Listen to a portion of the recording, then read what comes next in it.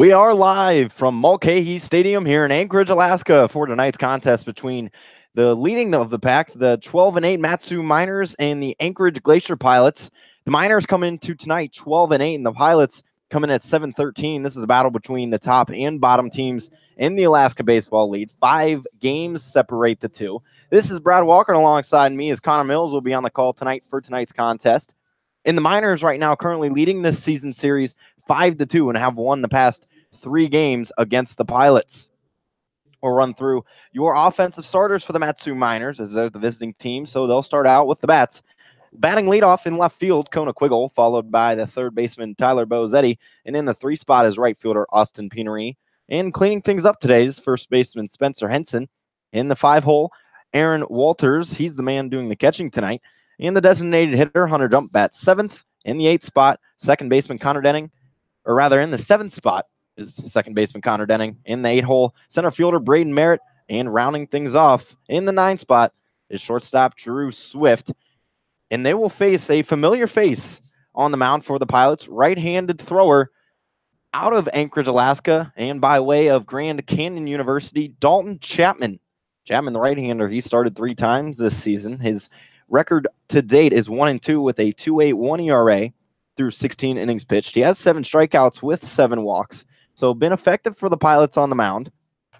And actually, in his last start, he faced the Miners back on the 23rd. He was the losing pitcher to that record. He went 6 innings, gave up 1 run, which was earned, 4 hits, and struck out 2. So he'll have to face this very dangerous lineup, Connor, and it should be an interesting matchup for the Miners as they come in winning 8 out of their last 10. Absolutely. The Miners are feeling really good about themselves.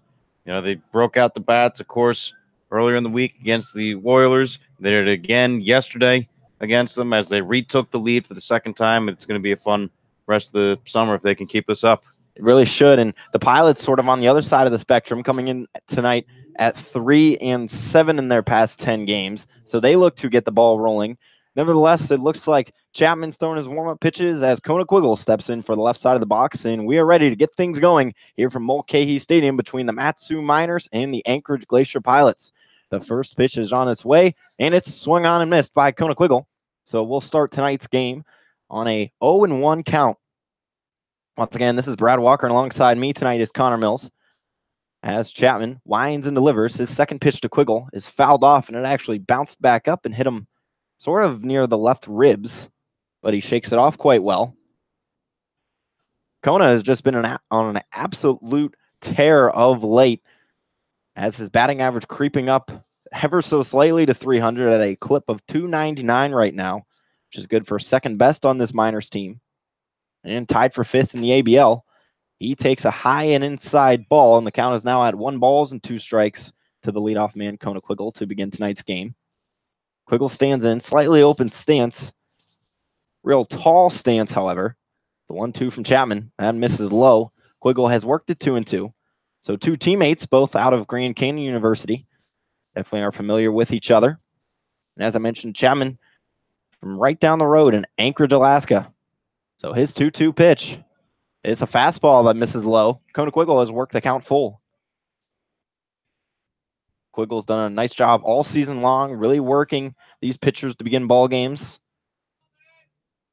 Chapman's full count pitch. That misses outside. Kona Quiggle will toss the bat to the dugout and trot down to the first base line to begin the game. Yeah, you love to see that from your leadoff guy, getting on base to lead off the game. Something that the Miners hope that Quiggle can do a lot of in the future, and he's been doing it as of now.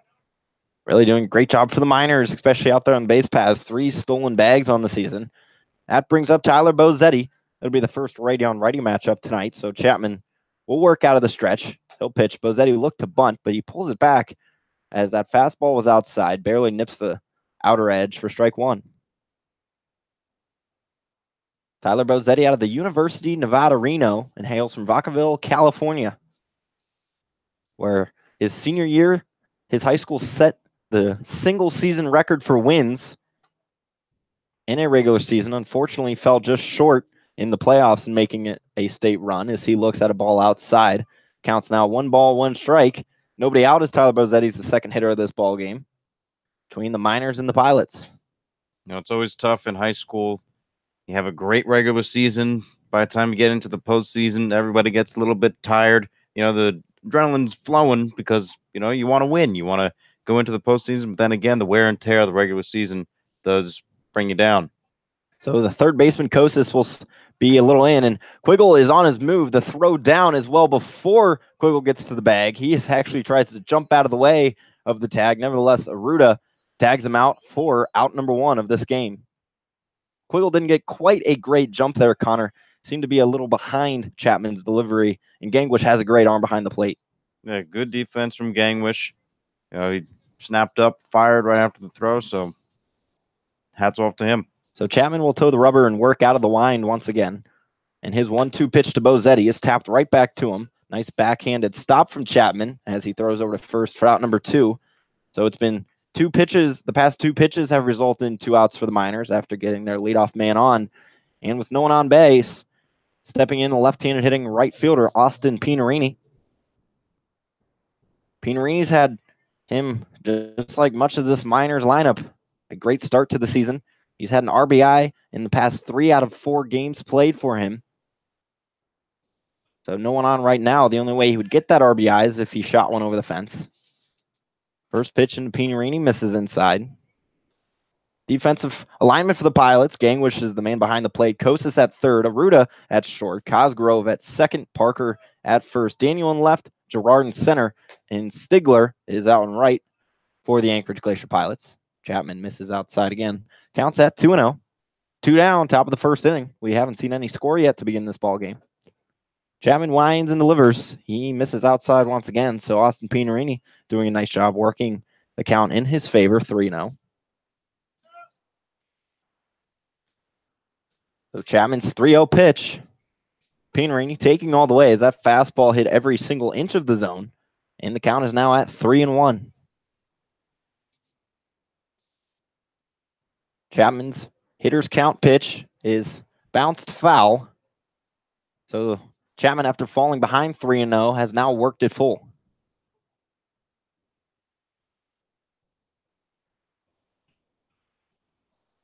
Full count, 2 down, top of the first inning.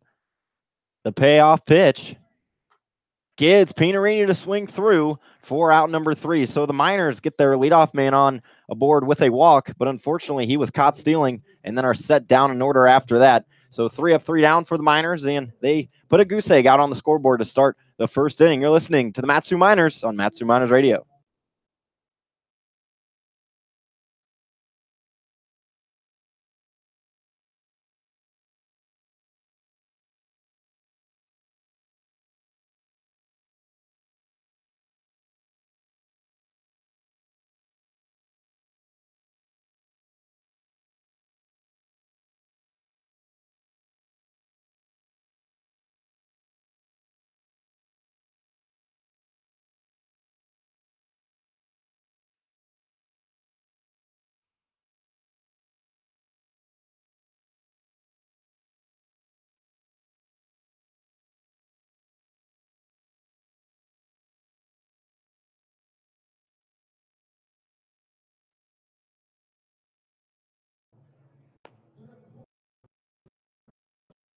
We welcome you back into Mulcahy Stadium, where the Anchorage Pilots come up to bat for the first time tonight after the Miners were shut down 3 up, 3 down.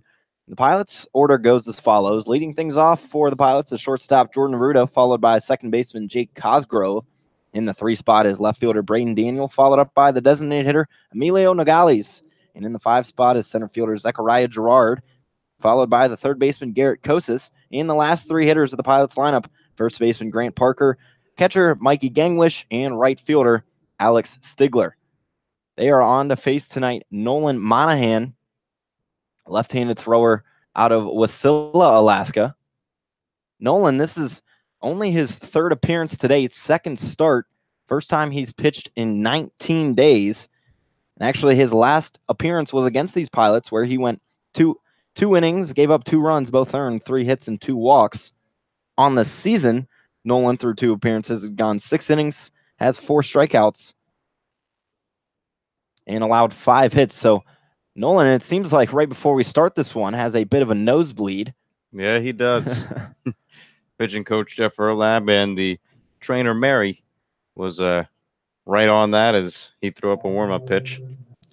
Yeah, I was a little nervous at first, wondering if Nolan just tweaked something in his warm-up pitches, but nevertheless, just a little nosebleed won't really hurt anyone. Just have to throw a cotton ball up in one of those nostrils. He should be all right. Can you place a cotton ball? Do you have to throw it up? Yeah. So, nevertheless, Monahan is back on the rubber, and he'll look to deliver to the Pilots. Man calling the balls and strikes tonight is Scott Johnson. Over at first base is David Tompkins, and over at third is Brad Polk. Those are the men, or your umpires for this evening.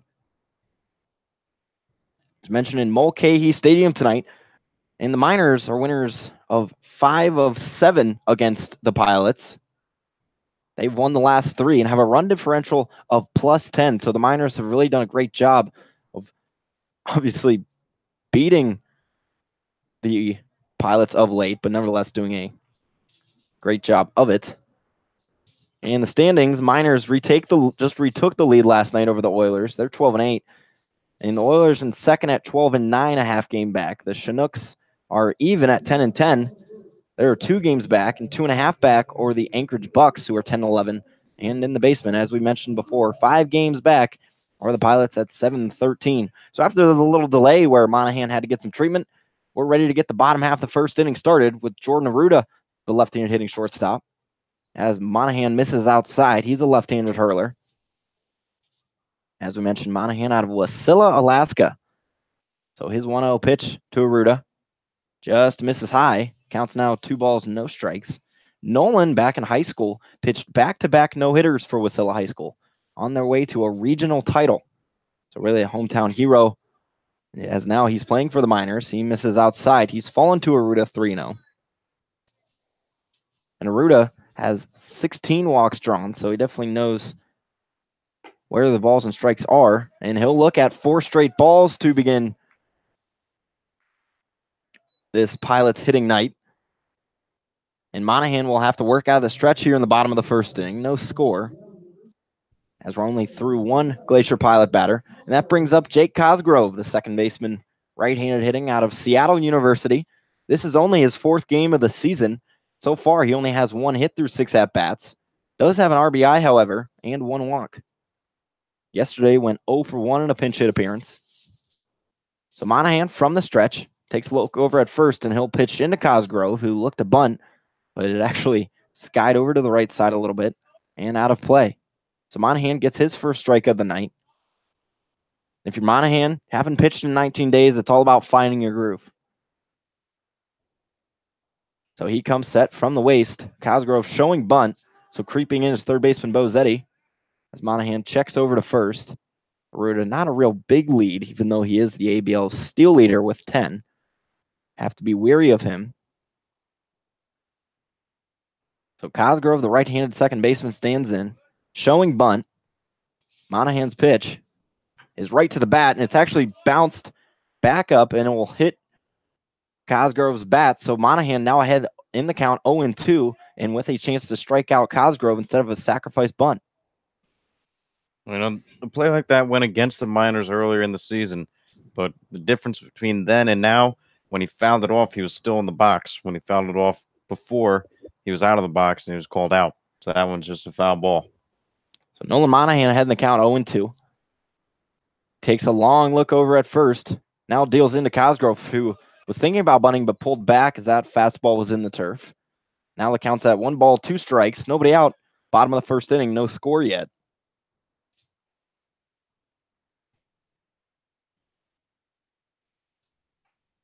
So Monahan looking to set down Cosgrove.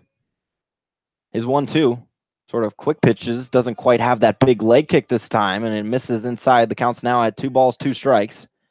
Cosgrove does not have a strikeout yet on the season. Mr. Monahan would like to change that. Also known back in high school as Nomo. Nevertheless, he kicks and deals. His 2-2 was bunted foul, so Cosgrove will be set down for out number 1 in the bottom of the first inning. And with a slight break, we'll run through your defensive minor starters. At third base, Tyler Bozetti. Over at short, Drew Swift. At second, Connor Denning. And over at first is Spencer Henson. In left field, Kona Quiggle. In center, Braden Merritt. And over and right is Austin Pienery. And the man catching the balls and strikes for the Miners is Aaron Walters. So one down here in the bottom of the first inning. Left-handed hitting left fielder Braden Daniel will step in, and Monahan misses low. It'll get past Walters all the way to the backstop.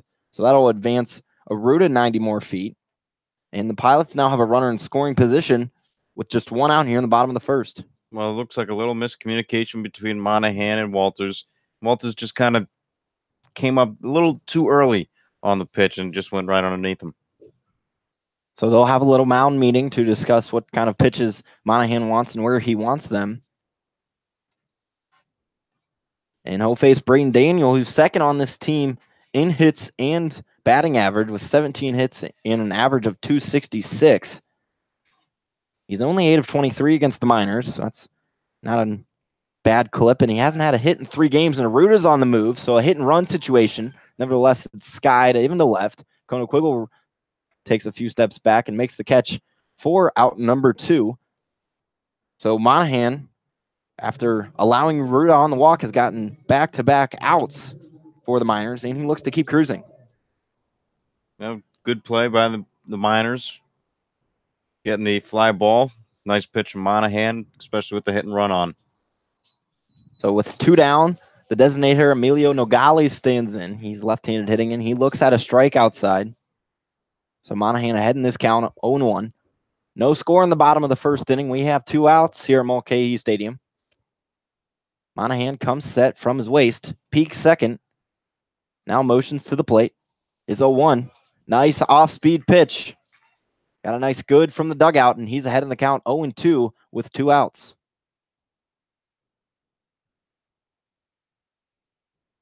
So Monahan looking for his 5th strikeout of the season. He'll come set from the stretch, kicks and deals. That pitch is low. Did he go? He did not. So the count is now 1-2, and Aruda grabbed a bag. So he's only 90 feet from scoring for the Pilots, as Walters just allowed him to move over, only worrying about the batter with 2 outs. It's Aruda's 11th stolen base this season. He increases his lead by 2. The Monahan man on third. His 1-2 pitch. Fouled straight back to the fence. He stays ahead 1-2. 2 down. Nogales this season only has 4 hits and 19 at-bats. He's only played in 12 games. So not necessarily an everyday guy for the Pilots. Nevertheless, Monahan's 1-2 is low outside corner. Home plate umpire Scott Johnston rings Nogales up for out number 3. So Monahan allows one on, and Aruda actually gets all the way over to third, but nothing happening of that. So 0-0 through 1. We head into the second inning on Matsu Miners Radio.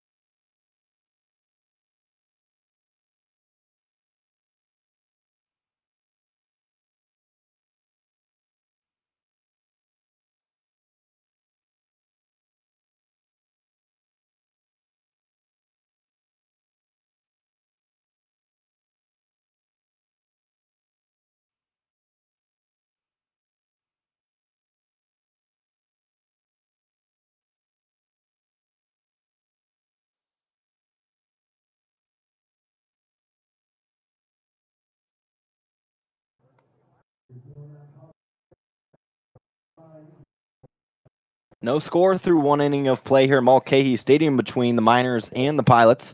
Miners currently leading the ABL out of clip of a half of a game and look to increase their win to a little bit of a win streak to 2 and move as they have won 8 out of their last 10 games. And the Miners offense has really been on fire, Connor. 25 runs in the past 3 games. Well, something's finally clicked for the Miners bats, whether it's taking the extra batting practice before the games or having just a better seeing the ball at the plate, but they finally turned it around, and they look to keep this and have it consistent. People are going to fall into these slumps, but it's how you get out of them and how you work through the slump is what matters.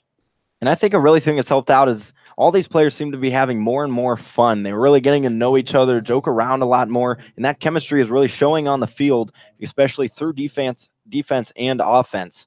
Nevertheless, we're ready for the top half of the second inning. Henson, Walters, and Jump due up to face Chapman, who had a 3-up, 3-down, you could say, in the first. He'd allow a runner on, but Quiggle was caught stealing. Henson, his first pitch swinging. This one deep into right field. Does it have enough? It hits the wall, rather, and Henson is on his way to second. So couldn't quite tell. There's a white sort of ad out there on the warning track, so couldn't really see where that ball went. Nevertheless, Spencer Henson's in with a leadoff double, and Henson loves swinging at those first pitches. He knows they're going to be a first pitch.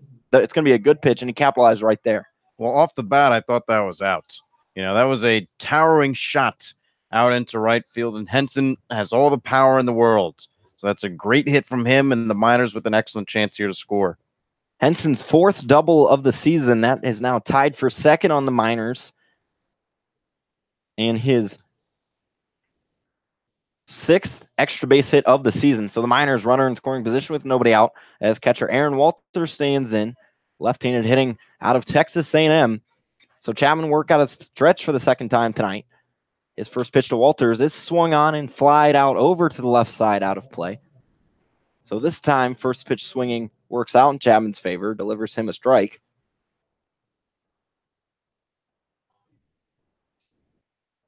So Chapman working on the mound for the Pilots. They have the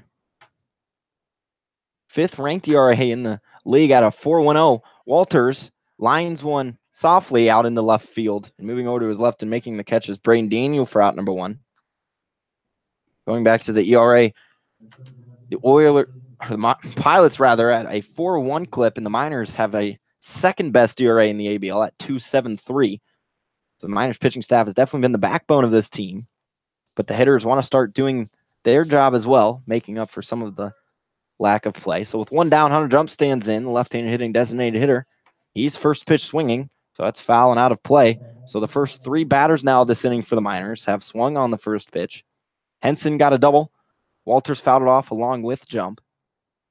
Jump, this is his first time playing in 2 days. His last time in the box was June 27th. So the 0-1 to Jump is fouled back in a very similar area.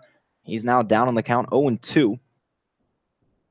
Jump's batting .206 so far this season with a .254 on base percentage. Has brought in 8 RBIs, which is good for 14th in the ABL.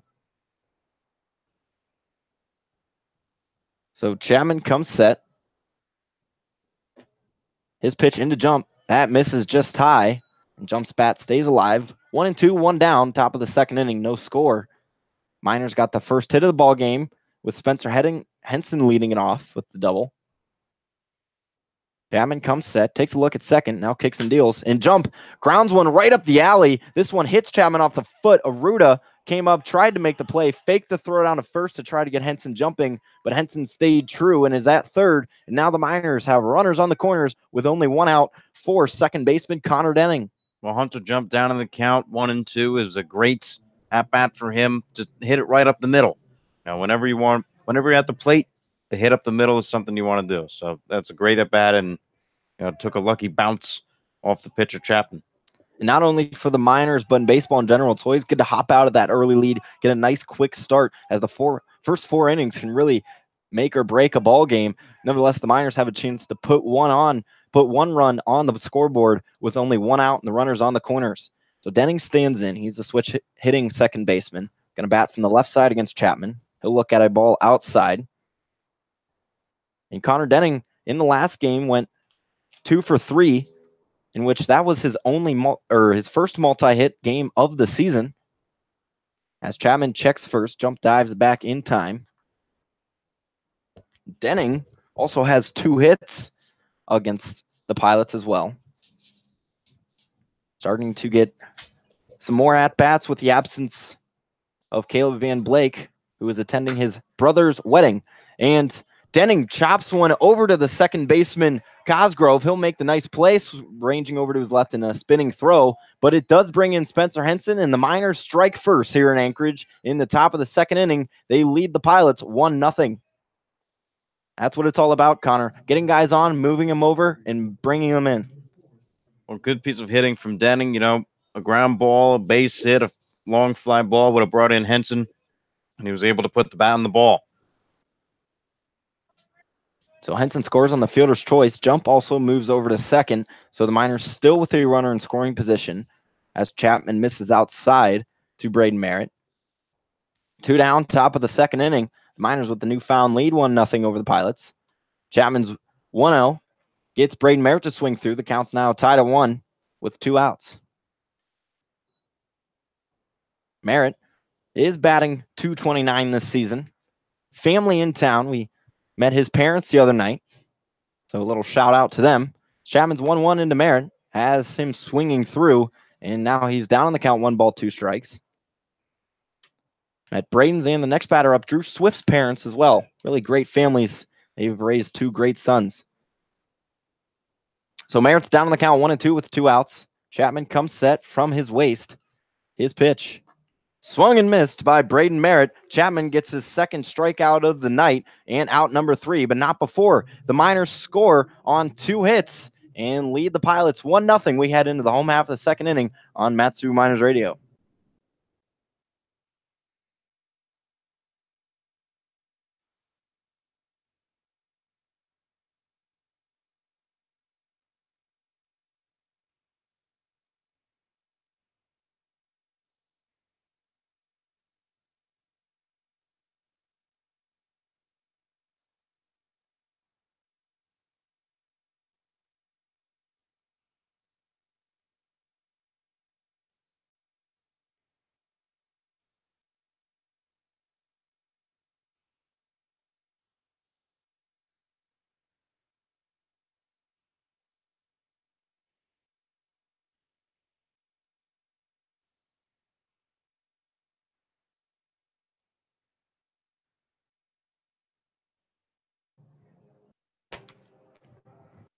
Pilots come back up to the plate here in the home half of the second inning. They are now down 1-0, thanks to the Miners scoring a run in the top half of this inning.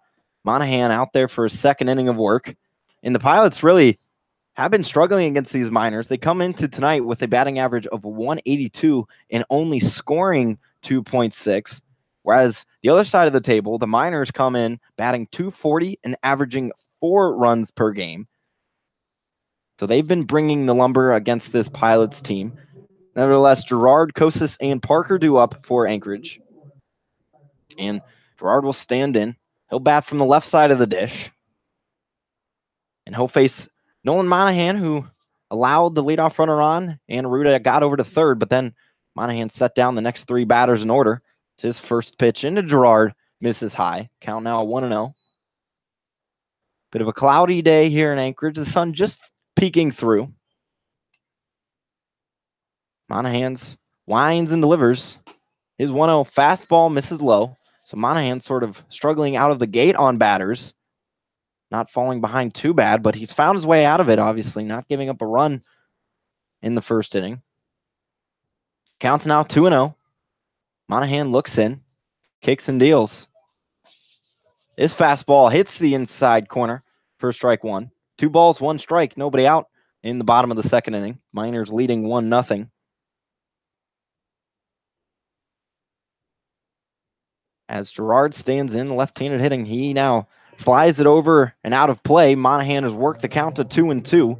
And the Pilots come in tonight with only 76 runs scored. That's tied for 4th in the ABL, and they average 3.8 a game. In the last 7, production at the plate has been rough. Or in the last 7 days, I should say, only batting 176 with a .298 on base percentage. As Gerard reties his shoe, looks at his bat, and now steps back into the dish. Counts tied up at 2. Monahan's pitch. That's hit over high and into right field. But moving back and can of corn for Austin Pinarini, and out number 1 of this home half of the second inning. Pinarini out there in right field, and really the Miners have three great defensive catchers in Pinarini, Walters, and Avitia, but Pinarini's bat has been very good, and the Miners want to give their other catchers some exposure, so Pinarini's going to hang out in right. As Kosas steps in, lefty on lefty matchup, Monahan's first pitch to him is fouled straight back into the press box, so first pitch strike on to Kosas. Kosas' second best, or rather third best average on this Pilots team at 263 and has a 440 on base percentage. He looks at a ball outside, counts now 1-1 with one down. Kosas against the Miners is only 2 of 10. As the 1-1 from Monahan fouled back over. 1 ball, 2 strikes, 1 down. Bottom second inning. So Monahan looks to set down Kosas. His 1-2 pitch. Breaker that misses outside. The count is now 2-2. We mentioned this is the first time Monahan's pitching in 19 days. And the last time pitch, he came on in relief against these Pilots. This one's shot high into the sky in right field, but moving under it is Austin Pinarini for out number 2, as he's had now 2 outs to him in this inning. Miners wouldn't mind that. Whoever's getting the outs, as long as it's outs. So 2 down, that brings up first baseman Grant Parker. He'll step up to the left side of the dish. Parker only 1 hit on the season, and that 1 hit did count for an RBI, Connor, so at least that hit was productive. Hey, you can't ask more from him, right? First pitch from Monahan to Parker, misses high and in, counts now 1-0. So Parker, that 1 hit did not come against the Miners. He's seen the Miners in 9 at-bats. Monahan misses high, 2-0. With 2 down here in the bottom of the second inning. Miners on top of the Pilots, 1-0. Monahan's pitch this time hits the zone. Inside, counts now moved to 2 balls and 1 strike. What I've noticed about Monahan, when he's working out of the windup, he's working quick. It's not a lot of time in between pitches. So the 2-1 from Monahan had Parker fold. He's now tied the count up at 2. In the past 4 starts for the Miners, they've gone 28 2/3 innings, only given up 6 runs. So really some dominant starts out there to begin ball games. Really propel these Miners hitters to victory. The 2-2 pitch has Parker swinging. Nolan Monahan, no runs through 2 innings, and the Miners bats will come back up in the 3rd inning here on Matsu Miners Radio.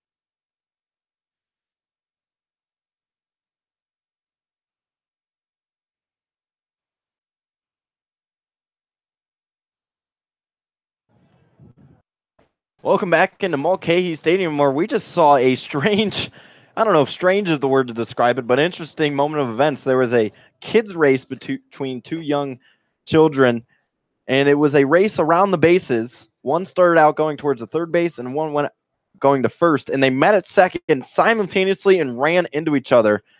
So hopefully those kids are right. They both finished the race and seemed to be okay. Well, one kid went sliding in head first. I think he won. Yeah, definitely interesting. Hope them the best. Move back onto the ball field. The Miners leading 1-0 as they bring the bats back up. They'll be led off this inning by Drew Swift, the right-handed shortstop out of Arizona State. and courtesy of Hamilton High School. Swift sort of been not necessarily struggling, as he does have a 259 on base percentage clip. And Chapman's first pitch to Swift misses outside. The count is now 1-0. Chapman winds and delivers. Swift swinging, pops one high in the air over to the right side. That's going to go out of play, and the count's now tied up at 1 ball, 1 strike. Swift in this Miners lineup today has the most at-bats against the Pilots, where he's hitting 5 of 15. Nevertheless, Chapman, his 1-1 pitch, is off speed, and Swift lines it up the alley, but that's going to be held up just enough time in the air for Gerard to move under it to make the catch for out number 1. And really, Connor, we saw it back last inning with Henson's double, as balls can be hit, but if they're too far in the air, the wind is always blowing in here at Mulcahy. They just almost shoot down. As tonight it's coming in from right field, they almost just shoot down. Well, the most impressive thing about Henson's blast to right is, like you said, the wind is going from right to left today, and he was still able to hit it up and almost get it out. So Chapman's first pitch to Kona Quiggle misses outside for strike 1. Quiggle worked a walk back in the first inning when he led off this ball game. Quiggle with 2 home runs now on the season. As Chapman misses outside, the count's now 1 ball, 1 strike.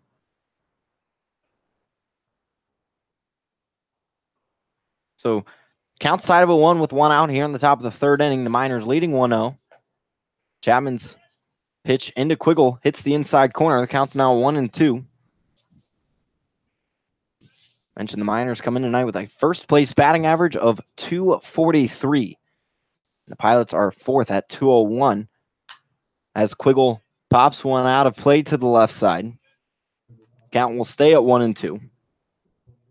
But the Miners not really drawing a lot of walks, but they also have struck out the least as well. Only 128 strikeouts with those 67 walks. So they're doing a nice job of putting the bat on the ball and making the defense work for outs. Unless the 1-2 count is missed high and away. Count's now tied up at 2. So Quiggle did work a full count in his last at-bat. Chapman's 2-2. Misses outside, so a little bit of deja vu going on right now. Flashback to the first inning. Quiggle worked the count full and obviously drew the walk for his 8th walk of the season. And now, in the past 4 games he's played, he's had a walk.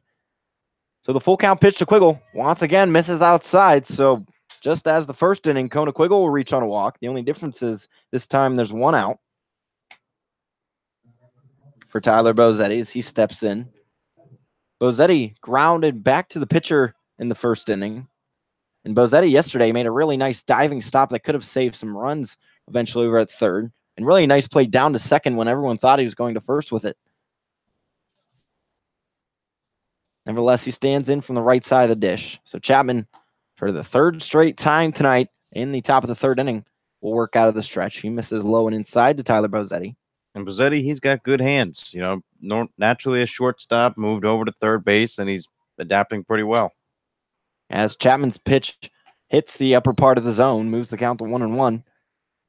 And the Pilots really not faring too well at home this season, coming in on a record of 5-10, where they're 2-3 on the road. So playing majority of the games at home, not doing so well. As the 1-1 pitch misses inside, counts now 2-1. And Connor, you really have to take advantage of home, if not 500, maybe even a little better. When you're sort of struggling at home for the Pilots, it doesn't really set a great tone for the rest of your games on the road. No, they started out this season a lot of home games, and unfortunately, a lot of them didn't go their way. So they have to find a way to. And the 2-1 is shot out into right field, but much like we've seen before, the wind just kind of kills it, and Stigler makes the catch for out number 2. Yeah, they just have to find a way to win at home. They have to find whatever the secret ingredient is and use it. And when your losers are 3 straight and 7 out of your last 10, you really scratch and claw for anything that can get you going. As they've given up 30, or rather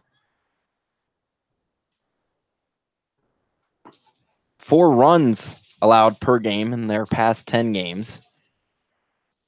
As Chapman delivers low to Pinerini, the count's now 1-0. Chapman will come set. Quiggle still standing on first with 2 outs. He hits outside. Counts now 1-1. The Miners have a runner on first. They also have the lead 1-0 in the top of the 3rd inning. Chapman comes set from the stretch. His 1-1 pitch is on the way and gets Pinerini to swing through, so he's ahead in the count 1-2. Pinerini was set down on strikes back in the 1st inning. Pinerini out of Gonzaga, where he caught most of the season, but so far we've been seeing a lot of starts in the outfield, mostly in right, a few in left, as he's down on the count 1-2. Chapman taking a glance over at first, and the 1-2 pitch, a little hit and run action, as Arruda was already coming over to try to cover the bag as Quiggle was running, as he scoops it up and throws to first for out number 3. Miners get one on, but leave him on base and still hold a 1-0 lead. We'll head into the home half of the 3rd inning on Matsu Miners Radio.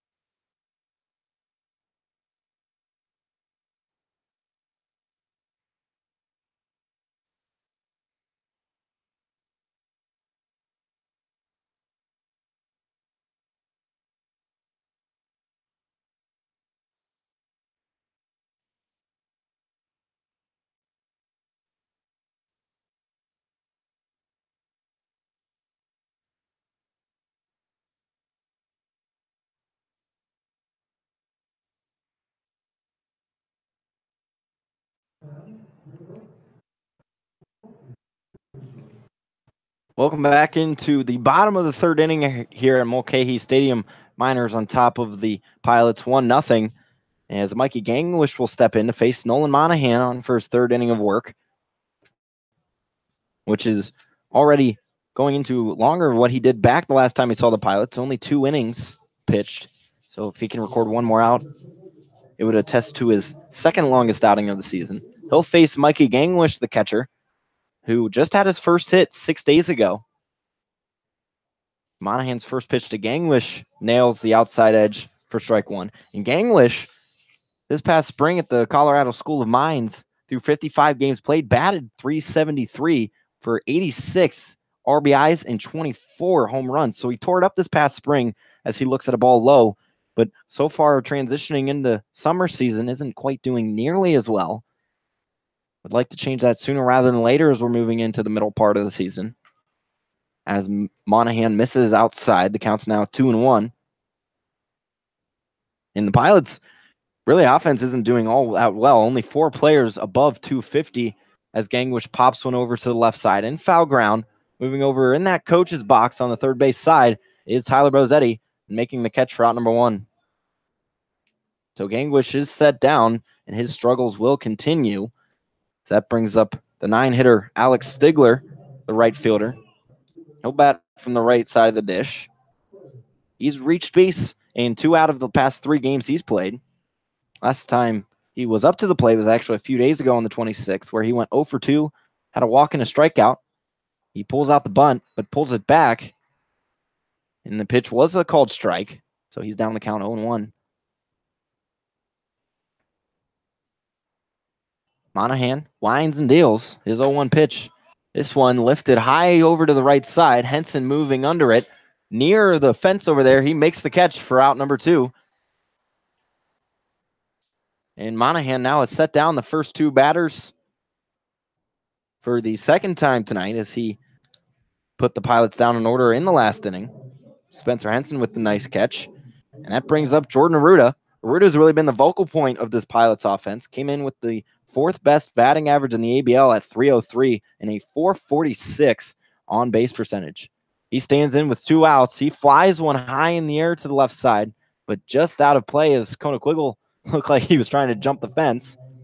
Nevertheless, that'll just be a long strike.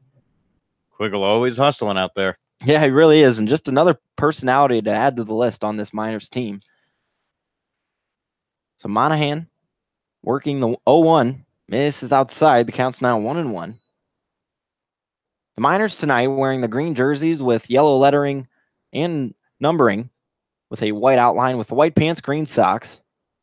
And the Pilots in the all whites with blue lettering and red numbering on the front of the jersey, blue numbering on the back. Nevertheless, Arruda looks at another ball. It counts now 2 balls and 1 strike. Monahan misses high, so Arruda has worked it into a hitter's count. In the bottom of the 3rd inning, there's 2 outs. Miners leading 1-0. Now up to 26 runs in the past 4 games. And Arruda shoots one high and out of play to the left side. Though the count has worked full for Monahan, so he looks to set down the Pilots in order for the 2nd straight inning. So Monahan looks in, gets his signal, and he's ready to roll. The payoff pitch gets Arruda to line it into right field. Pinerini won't be able to come in and make the catch. He'll play it off the hop. And Arruda keeps this inning alive as he's reached now in back-to-back at bats. His first hit of the night and 5th against the Miners.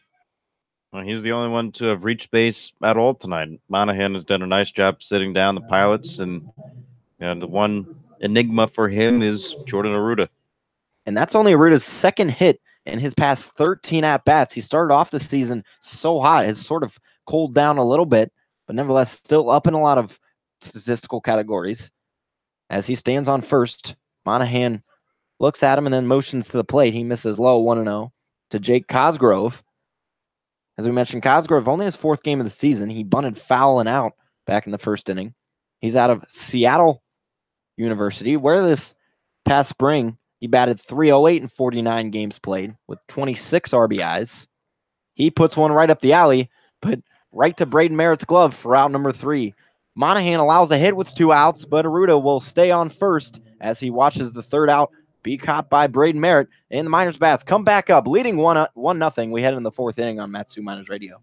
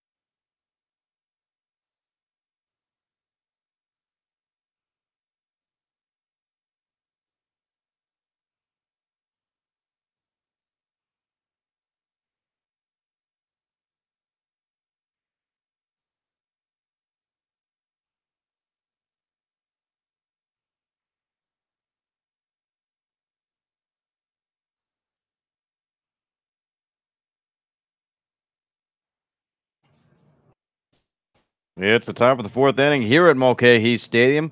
Connor Mills, Brad Walker with you as always on the call. It's Miners 1, Pilots nothing. And the top of the 4th, still on to pitch is Dalton Chapman. Chapman will face Henson, Walters, and Hunter Jump. As it's 4, 5, 6 coming up here in the top of the 4th inning.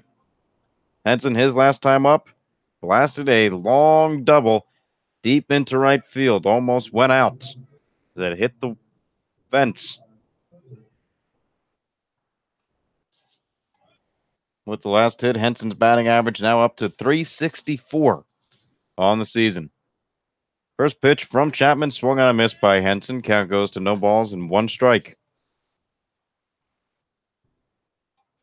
And for Henson, just continuing that hot hitting since the spring season.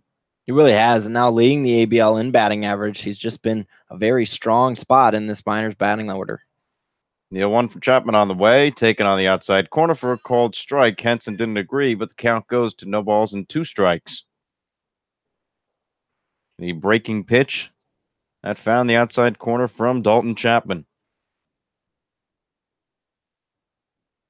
Pitching from the windup. He's set and deals. Outside, ball 1. Fastball misses wide. Almost missed the glove of Mickey Gangwish.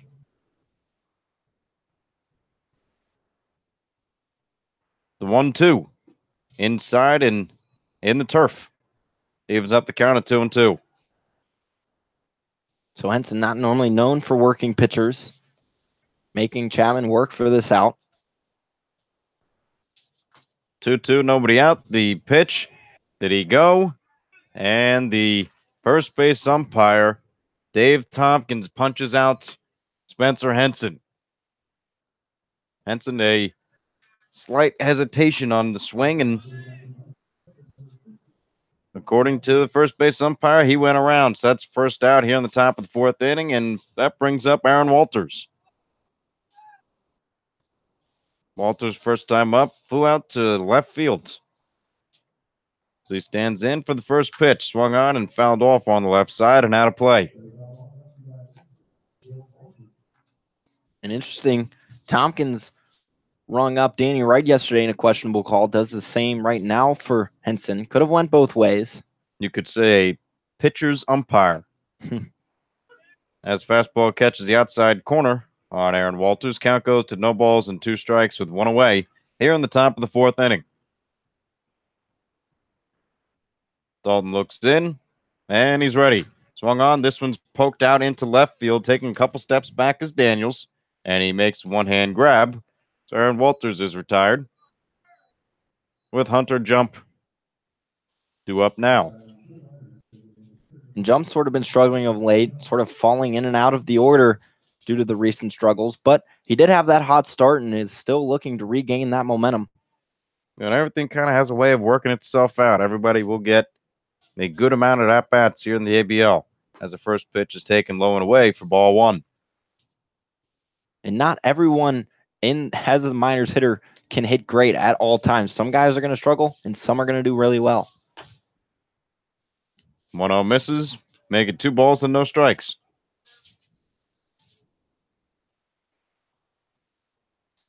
Jump right now in the season.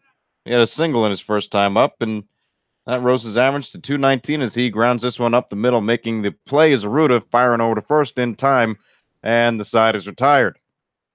So for the Miners, they go down 1-2-3. No runs, no hits, no errors, nobody left on base. Comes to the plate at the bottom of the fourth inning is the Anchorage Glacier Pilots. You're listening to the Matsu Miners on the Miner Radio.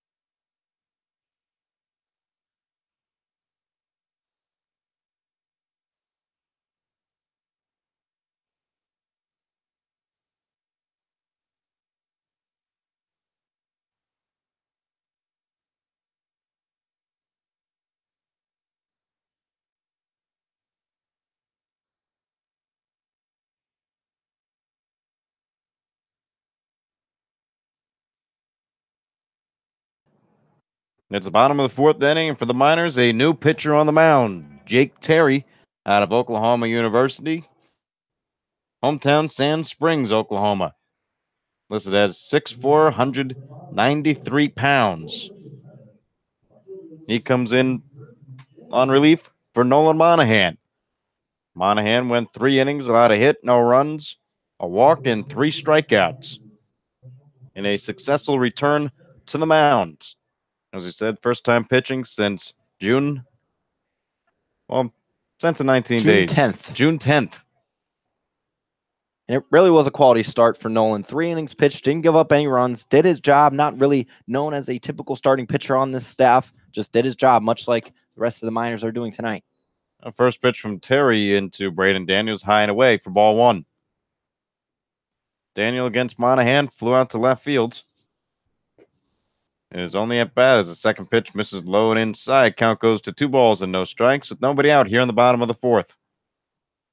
Miners are leading the Pilots 1-0 as a swing and a miss from Daniel. 2 balls, 1 strike.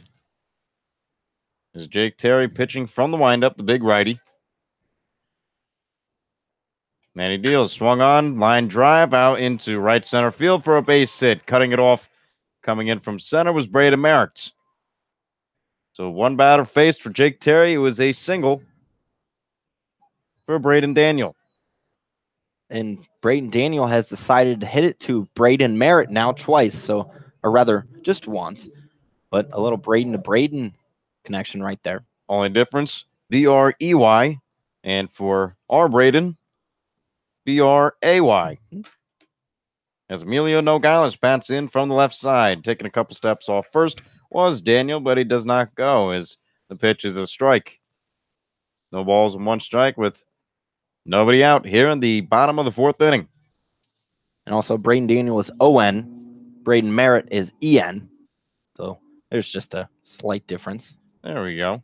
As the fastball misses low inside, count goes to 1 ball and 1 strike.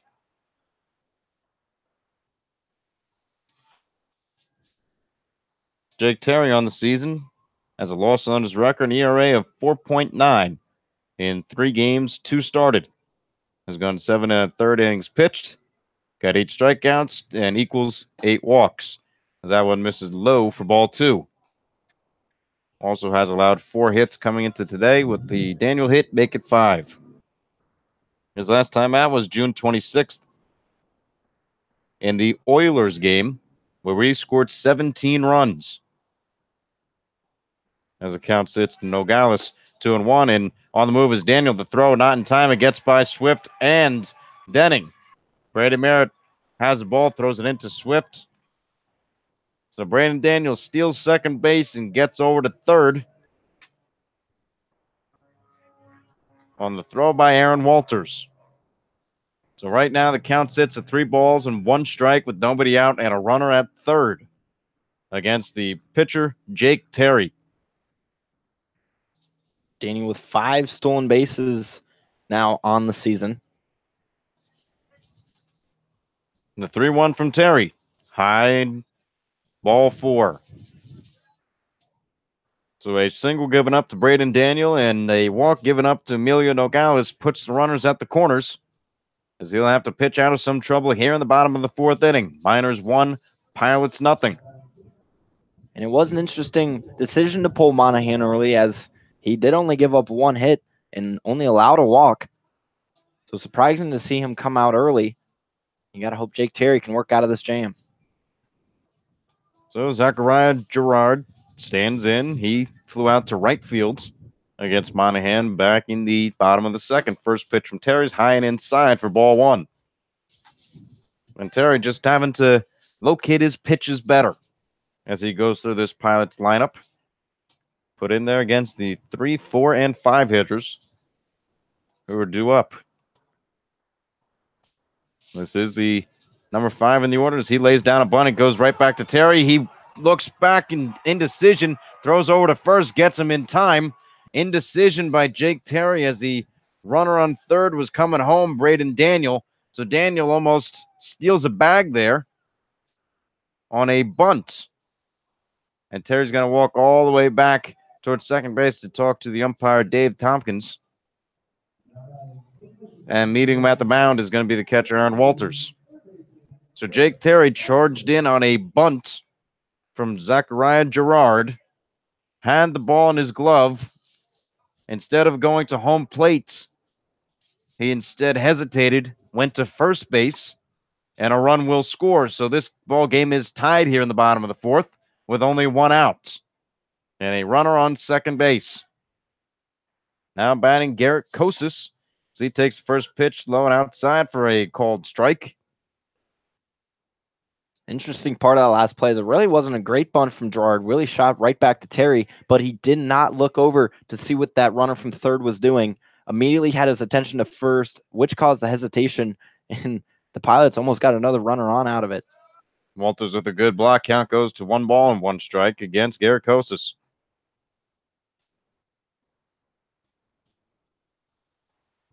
Daniel came in to score. Nogales, he's on second base, and at the plate is Garrett Kosis.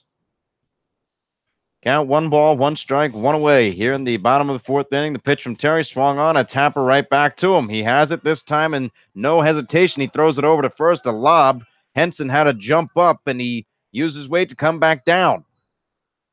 So gravity helping Jake Terry here as he lobbed the ball over to Henson. A nice athletic play from Spencer as he had to use the base to jump up high. He landed on it, and that's how the second out is made. Henson with the hops over there at first. Don't worry about the high throw. Spencer rises up and grabs it. Maybe we should see him on the basketball court to see what he can do. Maybe one day, but I think he's pretty successful in baseball. And now batting in from the right side is Grant Parker. He struck out his first time up, and he takes a ball for the first pitch from Terry.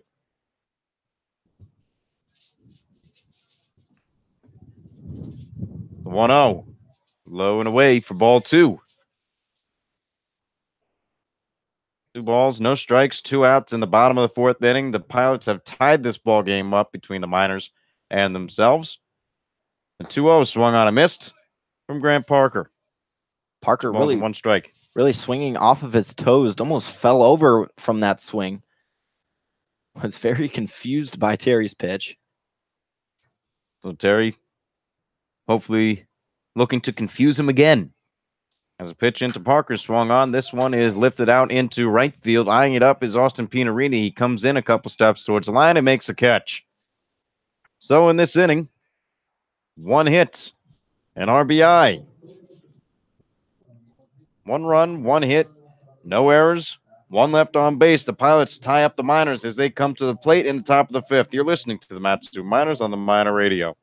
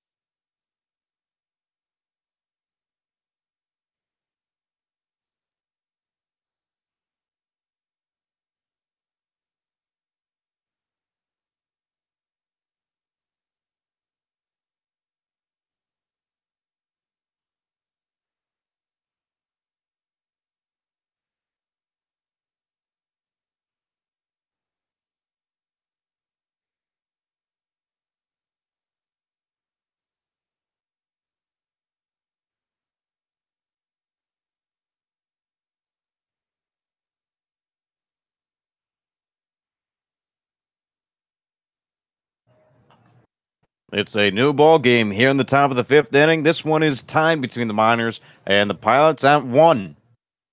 Last inning, Jake Terry gave up 1 RBI as he came in relief for Nolan Monahan. Connor Denning, Braden Merritt, and Drew Swift do up. It's the bottom of the order for the Miners, and Denning, his first time up, grounded out to second, but it was good for an RBI as he brought home Spencer Henson. He steps in from the left side. And we're ready to go here in the top of the 5th. Dalton looks into Gangwish, and he's ready. First pitch is high and away for ball 1. And Denning with the newfound starts here at second in place of Van Blake. Did a nice job yesterday contributing 2 hits. Looks to take advantage once again today. This one is fouled off towards the left side, giving chase. And no room was the third baseman, Kosis, as that one goes into the bleachers. To the count now, 1 ball and 1 strike. Into Connor Denning. The 1-1. A breaking pitch finds the outside corner. Count goes to 1-2 with nobody out, top of the 5th.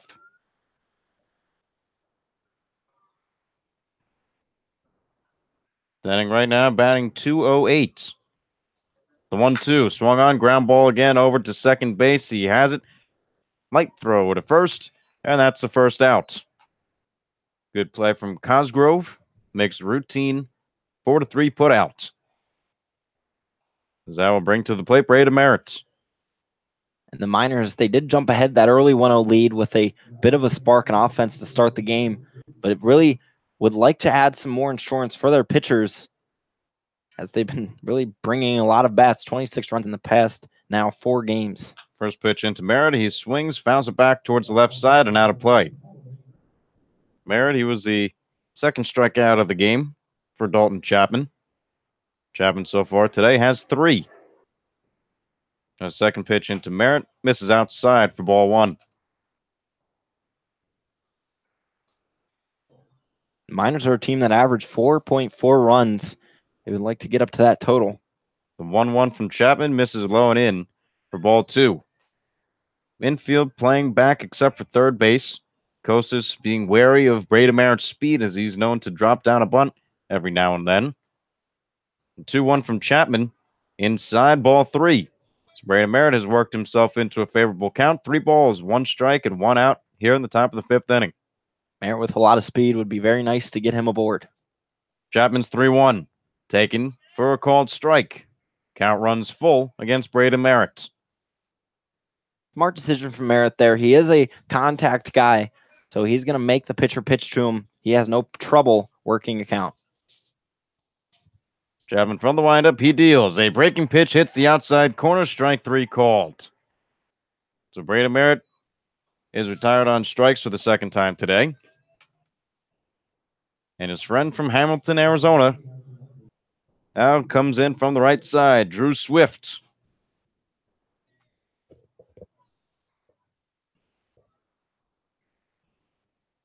Swift today had a line drive out into center, but that was good for an F8.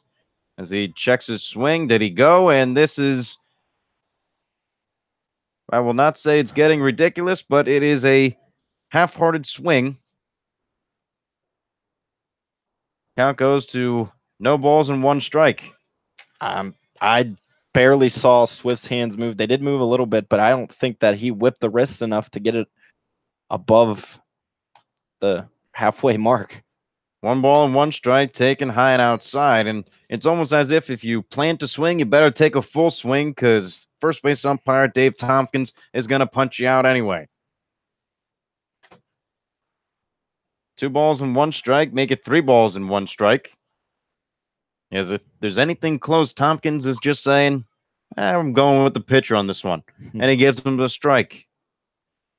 The 3-1 from Chapman outside for strike 2. So the count runs full to the second straight batter. As Dalton Chapman has been settling in. The 3-2. This one's in the turf. Good for ball 4. No question about it.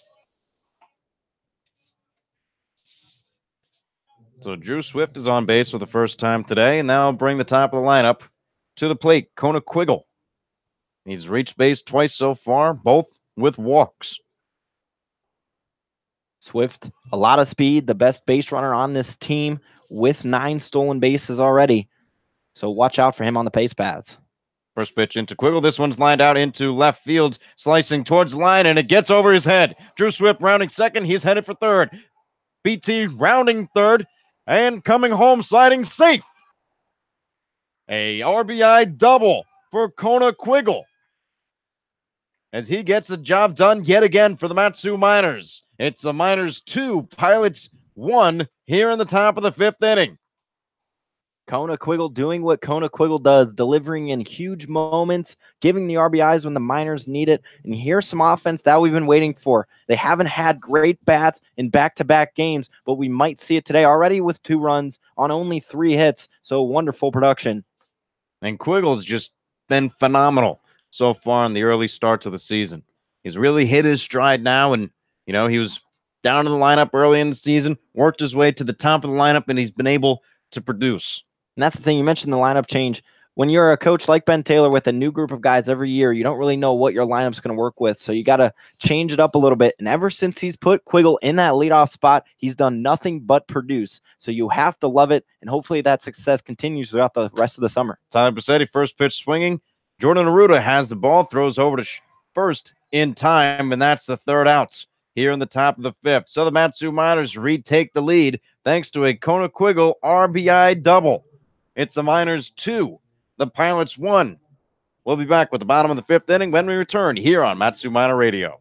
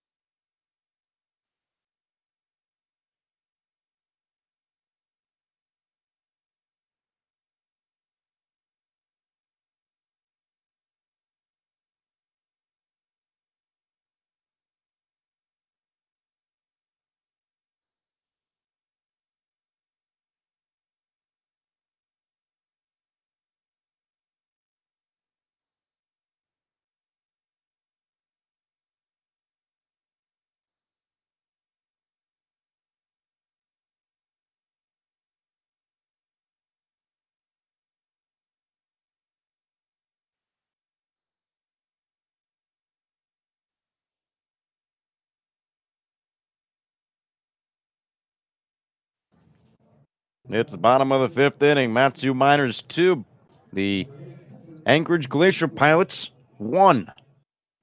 As ready for the home half of the 5th, Mickey Gangwish, Alex Stiegler, and Jordan Aruda due up as first pitch swinging as Mickey Gangwish. This one heads towards the left side and foul out of play.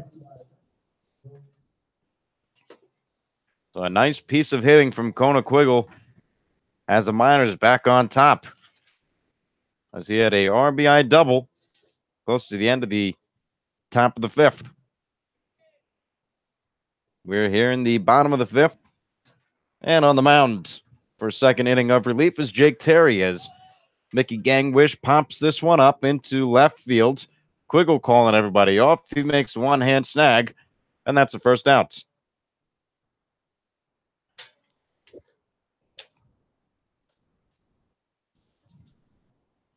Alex Stiegler. Now batting in from the right side. So Gangwish retired on a pop-up to left. We have 7 in the books. And Stiegler first pitch swinging through a Jake Terry fastball. That puts the count at no balls and 1 strike. Stiegler, he popped up in foul territory to first base. Henson making a nice play as second pitch is on the way. In for a called strike. So Jake Terry ahead. No balls and 2 strikes with 1 away here in the bottom of the 5th. Terry looking a little more relaxed this inning opposed to the last. Fastball misses low and away this time. 1 ball and 2 strikes.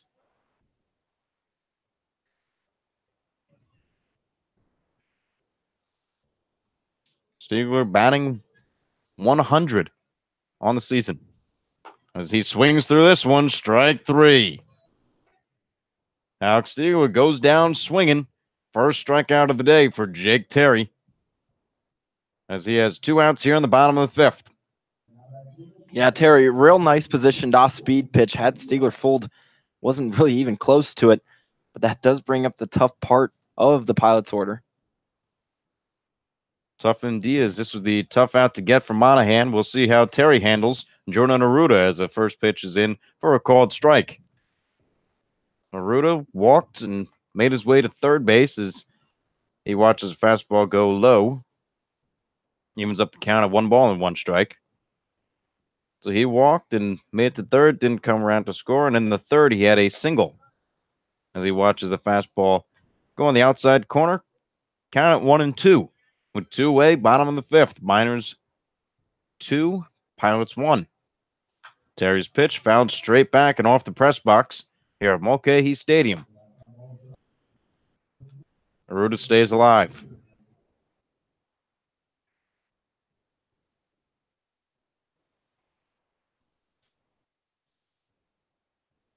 Maruda now batting .313 as the 1-2 is underway. Misses low and inside for ball 2.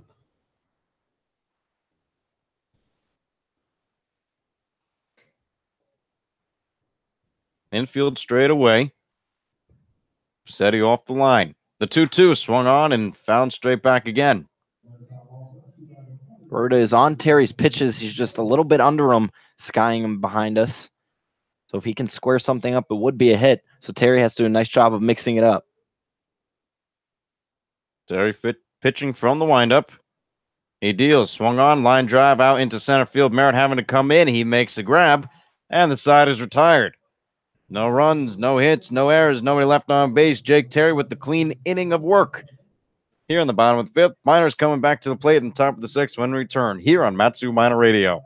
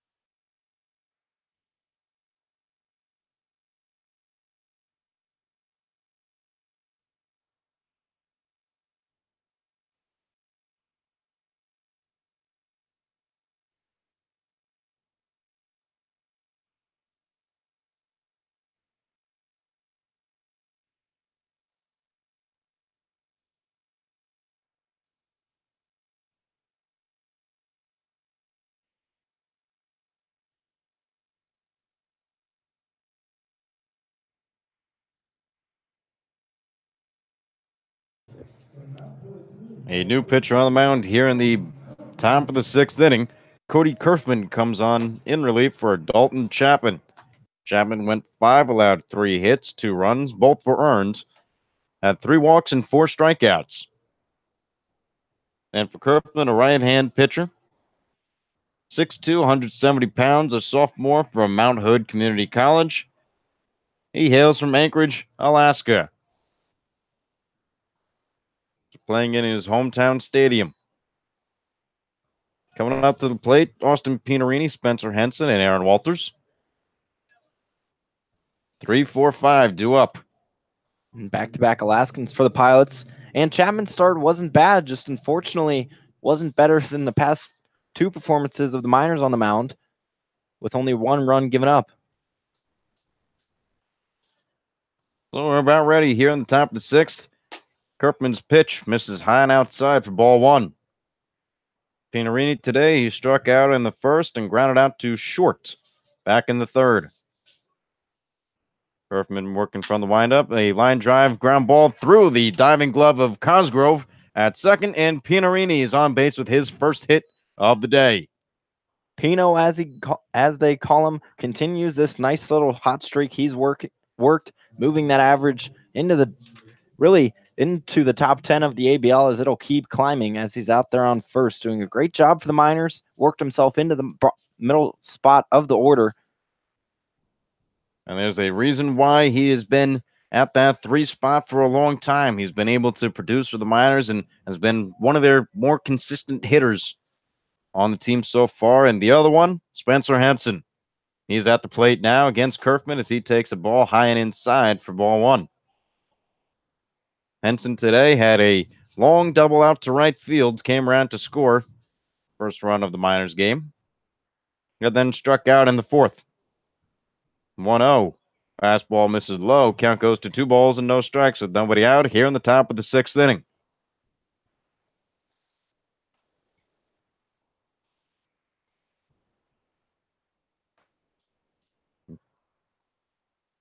Kerfman's pitch. Fastball. This one hits the strike zone. Count goes to 2 balls and 1 strike. And for Cody Kerfman, he's 1-1 on the season, a ERA of 1.42 in 4 games. He's come in as a reliever in all those 4 games, went 6 1/3, has had 2 strikeouts as he checks over at Pinarini at first. 2 strikeouts, 3 walks, and has allowed now 3 hits on the season. He has faced the Miners before. That came on June 22nd. Was the losing pitcher on record that day as the 2-1 is underway. A breaking ball is in the zone against Spencer Henson. Count goes even at 2 balls and 2 strikes. That day against the Miners, he allowed a run. It was earned. Had 2 walks and 6 batters faced. Kerfman pitching from the stretch. The 2-2 swung on a miss by Henson. He goes down on strikes. So that's the first strikeout of the day for Cody Kerfman. Yeah, Henson just ahead of an off speeder. Almost dropped to a knee on that one. Nevertheless, nice pitch from Kerfman. But only 1 out. The Miners would like to tack on another run to try to end that sort of flippy-floppy streak of hitting well one night and then not doing so hot the next. First pitch to Aaron Walters, line drive right up the middle, but the second baseman flips it over to short, thrown over to first in time, double play. Cosgrove to Arruda to Grant Parker. A 4-6-3 double play, and that ends the top half of the 6th inning. It's the Miners 2, the Pilots 1 as we enter the home half of the 6th. You're listening to the Mat-Su Miners on the Miner Radio.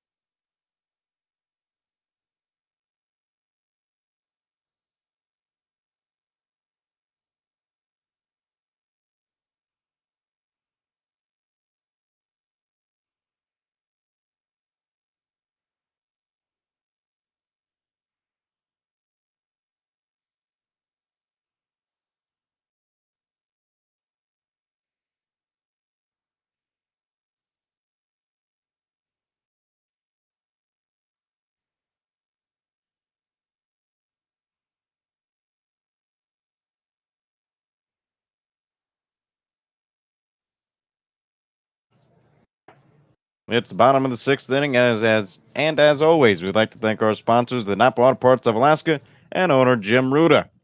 If you're here in Alaska, go to your locally owned and operated Napa Auto Parts and ask about the Mat-Su Miners jersey giveaway for your chance to enter and win. Jake Terry is still on the mound for the Miners as he's in now his 3rd inning of relief.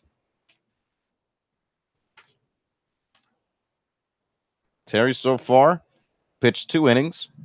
Allowed a hit, a run, it was earned, has a walk, and a strikeout. A lot of 1s on his scorecard.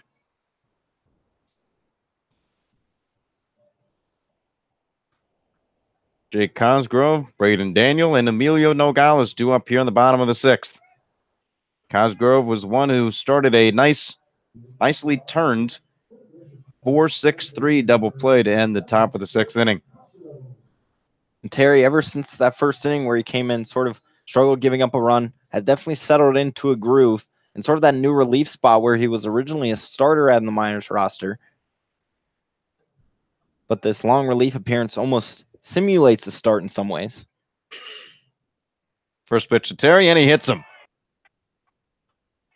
Jake Terry, first pitch thrown here in the bottom of the 6th. It's a hit by pitch on Jake Cosgrove. That's the first runner on.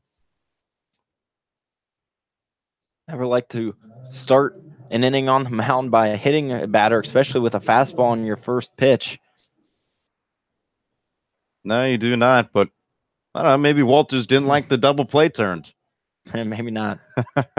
That'd be brutal. Well, Walters, someone you don't want to mess with, especially if the bench is clear. But now manager Ben Taylor is going to take a walk out to Jake Terry on the mound. And when the manager comes out and you usually expect a pitching change, Brad Polk has made the signal, and we will. We'll let you know who's coming in relief for Jake Terry when we return here on Matsu Minor Radio.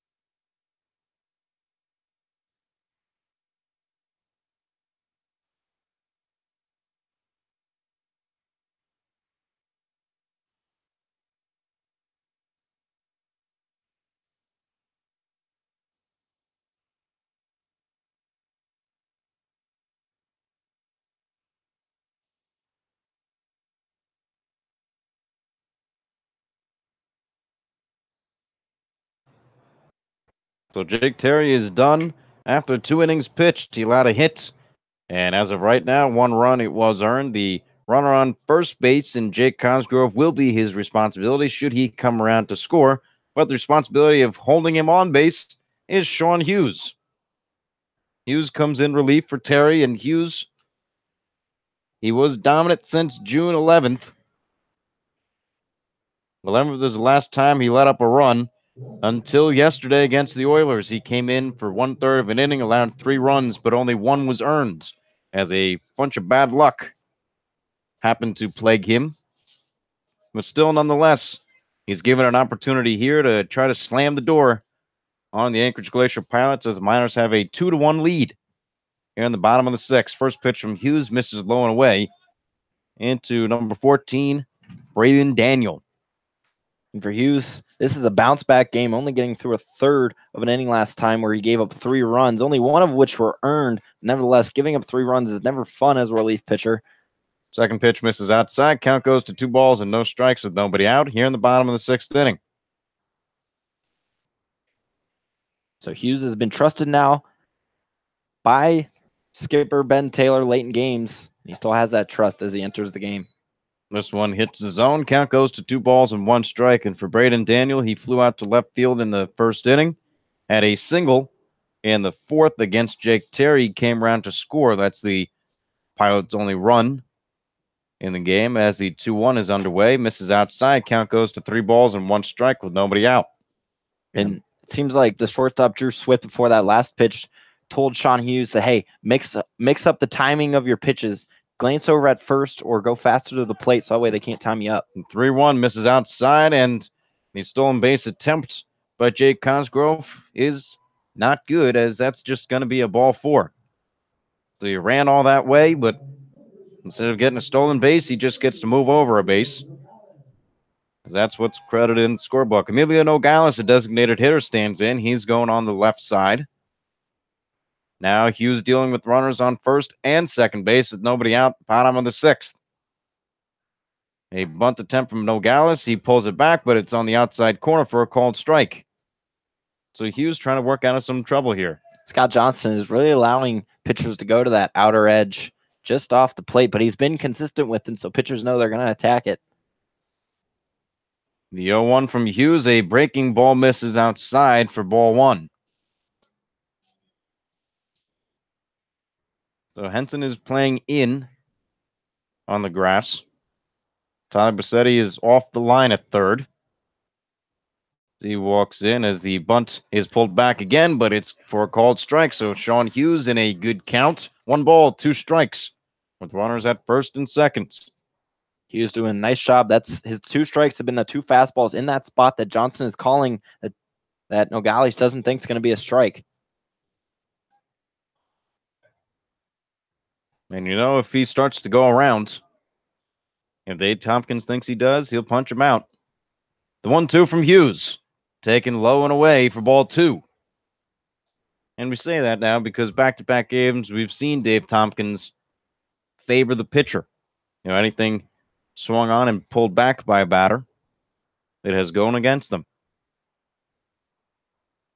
2-2 the count here to Emilio Nogales. Swing and a miss, strike 3. Sean Hughes with the first out of the inning. It's a strikeout, his first of the day. 1/3 of the way through, getting through a scoreless bottom of the 6th inning as he tries to hold on to this 2-1 lead against the Pilots. Nogales was not expecting a fastball, or was not expecting an off speed, rather, because Hughes, the only time he threw strikes was with the fastball on that outer edge. So that's what he thought, but he guessed wrong. Great off speed from Hughes right there. As much as this is a big moment for Hughes, it's also a big confidence booster. As yesterday, he might have been rattled against the Oilers, although the Miners did come back to win that game 8-7 and take the top of the ABL with a record of 12-8. But for Hughes, this is a day where he can calm down, get back on the mound, and start doing his thing again as a breaking ball hits the strike zone for strike 1. He's doing a nice job of trusting that slider. He throws it with the first pitch, and normally when pitchers do that, they believe they can throw it for a strike no matter the count. For Zachariah Jarrett today, he flew out to right field and had a RBI fielder's choice back in the 4th. The 0-1, fastball, ground ball over towards the hole. Swift moving over, goes to third base with it, and that's an out. A smart play from Drew Swift getting the lead runner. And Swift always hustling. A nice duo between Swift and Bassetti on the left side of the infield. Swift with a great baseball IQ, showed it right there. He was right in line with the runner, didn't even think about going to first or second. Bozzetti was right on the same page with him and got over there in time. What a great play for the second out. So a 6-5 put out. That retires Jake Cosgrove, and everybody's where they were. First pitch into Garrett Cosas, misses outside. So now they're 2 away here in the bottom of the 6th inning. Miners still leading 2-1. Runners on bases. Braden Daniel, he's at second. And now Zachariah Gerard on base with the fielder's choice. He's at first. Second pitch, fastball misses low and away for ball 2. Hughes again coming in for Jake Terry. As now Terry has been off the hook. The 2-0 misses low. Brings the count to 3 balls and no strikes.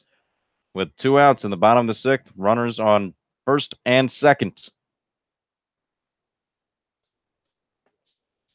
Hughes pitching from the stretch. He deals outside. Ball 4. Bases loaded. Grant Parker coming to the plate, and Drew Swift would like to talk to Hughes on the mound. So the final stat line on Jake Terry now. He only allows 1 run, as his runner on base has been retired. And now the pitching coach, Jeff Verlab, would like to go out, have a talk with the bases loaded. Henson will join them. And Swift, I'm sure, originally just telling Hughes, don't worry about the bases being juiced right now. Just focus on the batter with 2 outs. And similar things, I'd imagine, from pitching coach Jeff Verlab, but probably a little more specific on what pitches to throw and where to locate them. And Connor, really no one tonight in the Pilots lineup has hurt the Miners, only with 2 hits. They haven't really been hitting the ball well of late, so it's just a matter of the Miners pitchers executing well. Well, right now, Garrett Kosas is at the plate. He's batting .238. But should we get past him, Grant Parker only batting .029. And after him, Gangwish, .032. The problem? There's nowhere to put Garrett Kosas. Bases are loaded here in the bottom of the 6th inning. Miners still holding on to a 2-1 lead. Sean Hughes on the mound. And the first pitch is taken inside for ball 1. Parker would be a guy the Miners want to face. Only 1 hit this season. Second pitch into Kosas is a fastball, misses low. Hughes now running out of balls to throw. Now the count goes to 2 balls and no strikes with 2 outs here in the bottom of the 6th inning. Bases are loaded as the Pilots are threatening here. The 2-0 inside and high. And now we're down to 1 ball left before a runner comes in. 3 balls, no strikes, 2 outs. Bottom of the 6th inning. Sean Hughes needed to throw a strike here. From the stretch, he deals a strike. A good round of applause from the Miners fans here at Mulcahy Stadium. As the count goes to 3-1. The pitch from Hughes, swung on, ground ball. Hughes jumps up, has it. Underhand toss to Henson at first, and the side is retired. So Sean Hughes coming in a relatively uneventful bottom of the 6th inning as the Pilots do not score. A good outing from Sean Hughes with no runs in, no hits, no errors, and 3 left on base. It's the Miners 2, the Pilots 1, and we'll throw it back over to Brad Walker for the 7th, 8th, and 9th inning.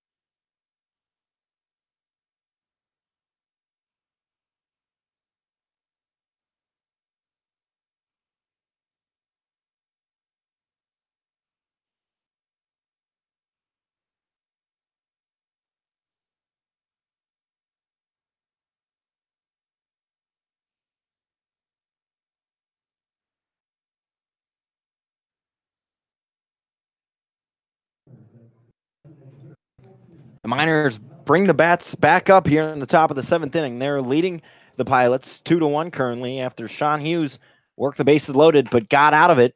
And the first pitch from Cody Kerfman is high from Hunter Jump. Kerfman out on his 2nd inning of relief. And Sean Hughes jumped luckily towards the sky, ended up coming down with a baseball for out number 3. Real nice play to end the inning from Sean Hughes. As Jump looks at a strike up in the zone, 1-1. Hunter Jump is 1 for 2 tonight and looks to lead things off for the Miners in a positive fashion as Kerfman misses high. And for the Miners, they have only had 2 starters go more than 5 innings against the Pilots. That number will stay the same. Monahan only delivered 3 innings. And Jump pops it foul, left and out of play. So the count is tied up at 2. Cody Kerfman out of Mount Hood Community College and Chugiak, Alaska. So yet another Alaskan on this team. As the 2-2 and the Jump misses low, the count is now worked full by Hunter Jump, who is in search of his first RBI since June 19th, which he started out so hot. He was in the top 10 for a while there with 8, but unfortunately has just stuck to that number. The 3-2 pitch gets a jam job by Jump, but he strengthens, puts one out over in the foul territory on the left side, and the count will stay at 3-2. Jump out of Arizona State University. The Sun Devil so far this season came into tonight with a 206 average. And now up to 14 hits on the year. 4 of those 14 have been for doubles, which is tied for second on this minors team. So the full count pitch from Kerfman is lined straight to second base. Cosgrove comes in to make the one-handed catch for out number 1. The Miners, it seems to be a trend of recent. They are really doing a good job of getting the bat on the ball, squaring it up, but just hitting it straight to the defenseman of whatever team they're playing. This has kind of been the storyline all season long. You mentioned earlier in the broadcast how Miners aren't really taking walks, but they're not striking out as well. So for them, they're getting the bat on the ball. It's just not falling at their times. So quick pitch from Kerfman to start Dennings at bat off and misses outside for ball 1. Connor Dennings 0 for 2 tonight, but does have an RBI off of his ground out back in the second inning that got the first run on board for the Miners. Kerfman's second pitch after a full windup gets Denning to swing through. And 4 out of the 6 games in this series, or rather 4 out of the 7, I should say, have been decided by 2 or less runs. We're on a similar trend right now with the score being 2-1 Miners on top. As Kerfman misses outside, the count's now 2 balls, 1 strike, 1 down.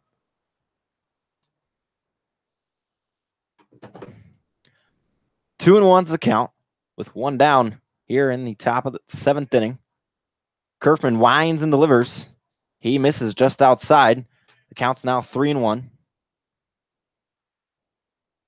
Denning out of Mesa Community College in Arizona, where he was a junior college All-American this past season.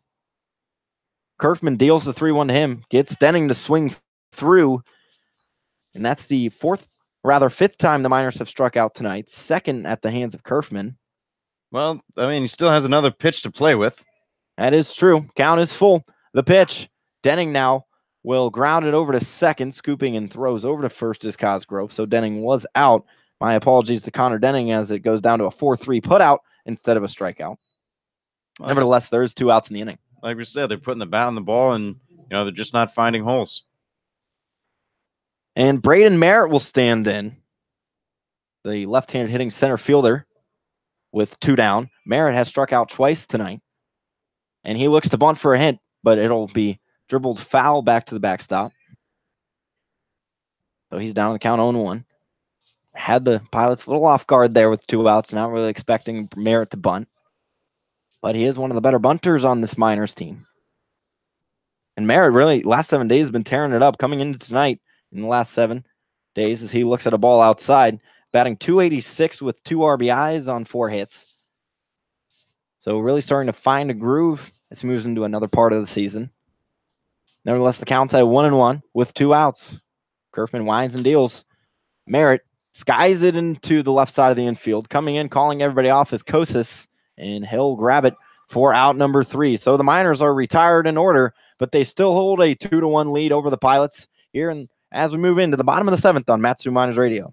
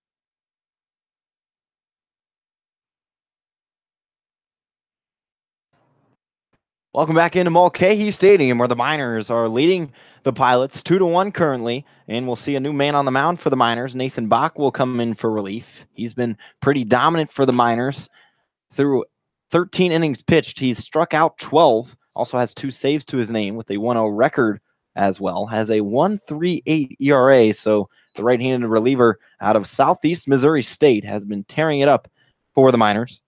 He relieved Sean Hughes, who came in for an innings pitched. It looked dangerous at points, but still didn't give up any runs or no hits to add to that.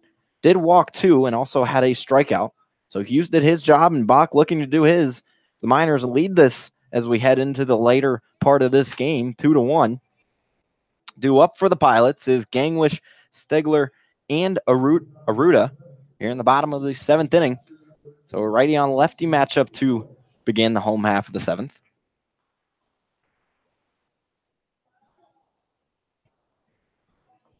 So Bach with that long red hair.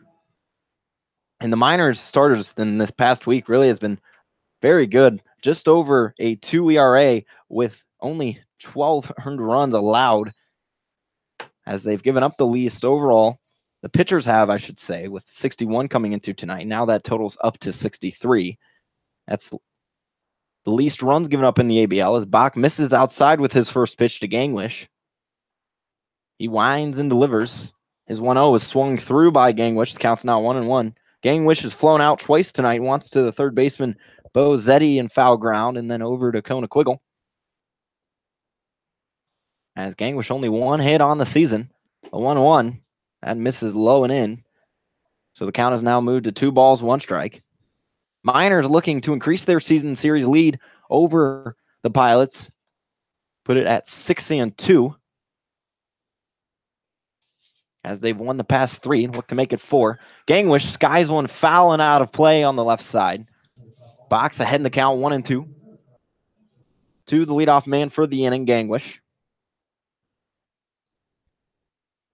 Gangwish does have 2 RBIs to his name. One was on the hit that he had, and then he had a RBI out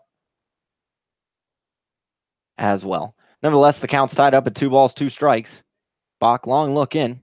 Now motions to the plate. Gangwish will look at strike 3. So Nathan Bach comes in, and the first batter he sees, he sets him down on strikes for out number 1 in the bottom of the 7th inning. And this is just what Nathan Bach does. He comes in, he settles down, and he just dominates on the mound. He's not an imposing figure as he's not too tall, but for Bach, he's just does his job and does it very well. Yeah, you mentioned not too tall, standing at 5'11" out there, the right-hander. That is his 13th strikeout of the season, and that brings up the right fielder, Alex Stegler. Stegler is 0 for 2 tonight, as Bach nails the lower portion of the plate with a fastball. And the Pilots' bats, only 2 hits tonight. They came in tonight batting only 182 against the Miners, and a team average of 201 overall, which was 4th in the ABL, as Stegler looks at a ball. So really not a whole lot of hot hitting from this ball club. In the past 7 days, they've only had an average of 176 and 20 runs in total, as Bach misses high and inside. So they really need that production to step up a little bit. So 2 balls, 1 strike, 1 down, bottom of the 7th inning. Miners leading 2-1. A first place Miner sitting at 12-8, and the Pilots are sitting in the basement. 5 games back at 7-13, as Stegler fouls it back to the fence. Counts now 2 balls, 2 strikes with 1 out. Here at Mulcahy Stadium in Anchorage, Alaska. So Bach looking to retire another Pilots batter. His 2-2 pitch. Fouled off over to the right side and out of play, so Stegler keeps the at-bat alive. Stegler looking to reach base in 3 out of the past 4 games. And Stegler against the Miners is 1 for 10, but that 1 hit was for an RBI. Bach looking in, his 2-2. Big breaker. Does not bend into the zone, however. Partner, you beg to defer? I beg to defer right there. It looked like that ball was very it looked like it curved on the inside part and then curved right to the center. So I didn't think that missed, but it might have been a little high, a little low. That's tough to tell up here. So the count is full with one down here in the bottom of the seventh inning. Box pitch is popped out into right field. Will Pinarini get to it? It is going to drop. So, or rather, it was caught. A great catch, block viewed over. Great catch by Pinarini for out number 2. So Nathan Bach has set down the first 2 Pilot hitters. Well, tremendous play from Austin Pinarini. He's a natural catcher. He's transitioned now into right field because he's been hitting very well. But now his defense is showing out there. He got a great jump on the ball, ran right towards the line, and made a tremendous catch. So we have 2 outs off the great catch from Austin Pinarini, a newfound outfielder for these Miners. Definitely working that position well. And that brings up Jordan Arruda, easily the most dangerous bat in this Pilots lineup. He looks at a ball low, so the count is 1-0. Arruda tonight is 1 for 2, reached in the first and third innings. So box 1-0 into him is fouled out of play to the left side.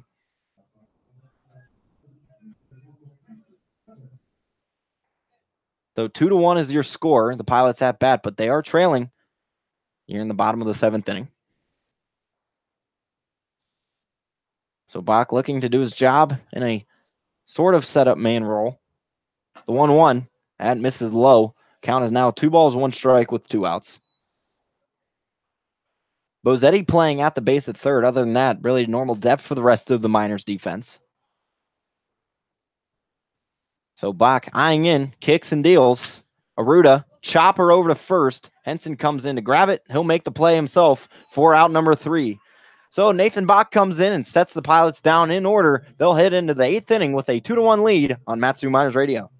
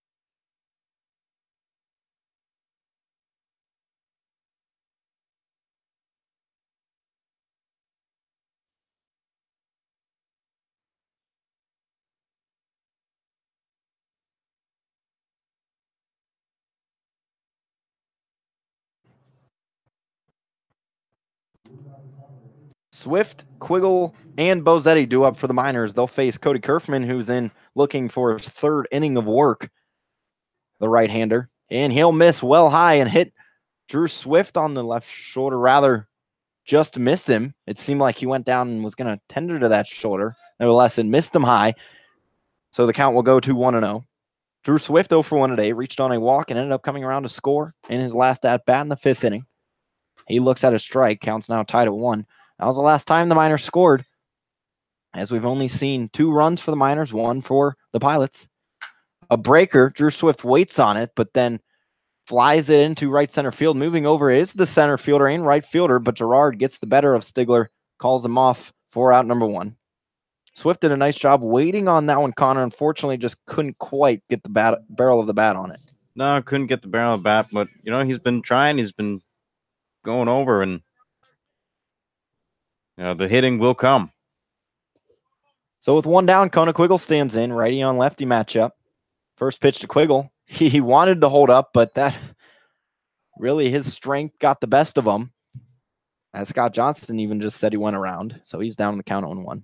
Quiggle keeps his streaky of hot batting going. 1 for 1 today, 2 walks and a base hit as he looks at a ball 1-1. Kerfman winds and delivers. He misses low near the turf.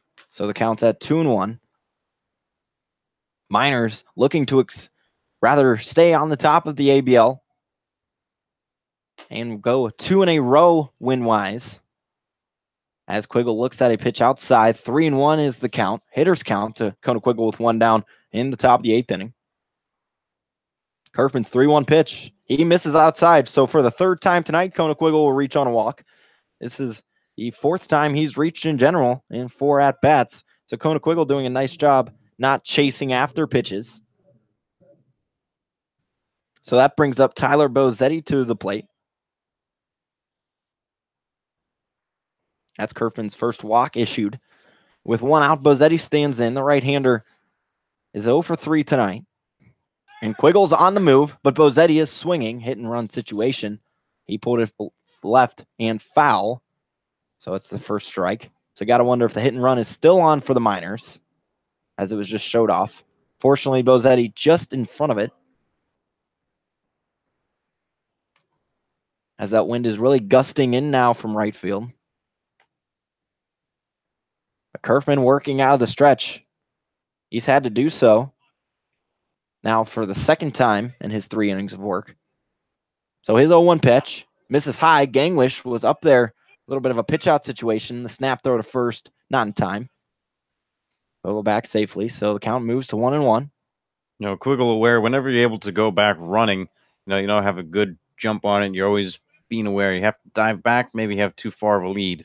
But smart base running from Quiggle. 1-1 from Kerfman. That's fouled back over the box and out of play. So the count 1 ball, 2 strikes with 1 out. Top of the 8th inning. Miners look to extend their 2-1 lead with Kona Quiggle standing on first and Tyler Bozetti at the plate. Bozetti with 3 RBIs on the season and 14 hits. Has 5 extra base hits on the year. As his 1-2 was fouled back. Barely got a piece of it as he sent it straight back. So he'll stay alive at 1-2. Bozetti out of the University of Nevada, Reno. Has 2 uncles that have played pro ball. One made it actually all the way up to the majors, and one was in just the Toronto Blue Jays organization, minor league affiliates. Nevertheless, the 1-2 pitch is delivered, and Bozetti swinging really late on that one. Nevertheless, did swing through for strike 3, so Bozetti retired on strikes for the 2nd out of the inning. It's the 5th time the Miners have struck out tonight. 2nd strikeout for Kerfman as it brings up Austin Pinarini, the left-handed hitting right fielder. Looks to keep his RBI streak sort of alive as he's gotten 1 bat in the past 3 of 4 games with Quiggle on first and 2 outs. Quiggle is on the move as it was not a hit-and-run situation at all. Ganglish throw down, not in time. Quiggle dives in for his 4th stolen base of the season. And we talked about Quiggle going back to first. Going into second was even more important. The head first slide, it brought his whole body very low to the ground, which made it very hard to tag from Aruda. So Aruda jumping up, trying to tag back. By the time he tried to do that, Quiggle was already low to the ground. The pitch was a called strike, so Pinarini down the count 0-1. Kerfman checks second and then breaks one in, but that just misses outside. The count's now 1 ball, 1 strike to Austin Pinarini. Pinarini now has 6 hits against the Pilots and went 1 for 2 yesterday with an RBI, so looks to get another one with a runner in scoring position as they lead 2-1. But slow dribbler over to second. Cosgrove swallows it, throws over to first for out number 3. So the Miners get a man on, but they'll leave him stranded in scoring position. They head into the home half of the 8th inning, leading the Pilots 2-1 on Matsu Miners Radio.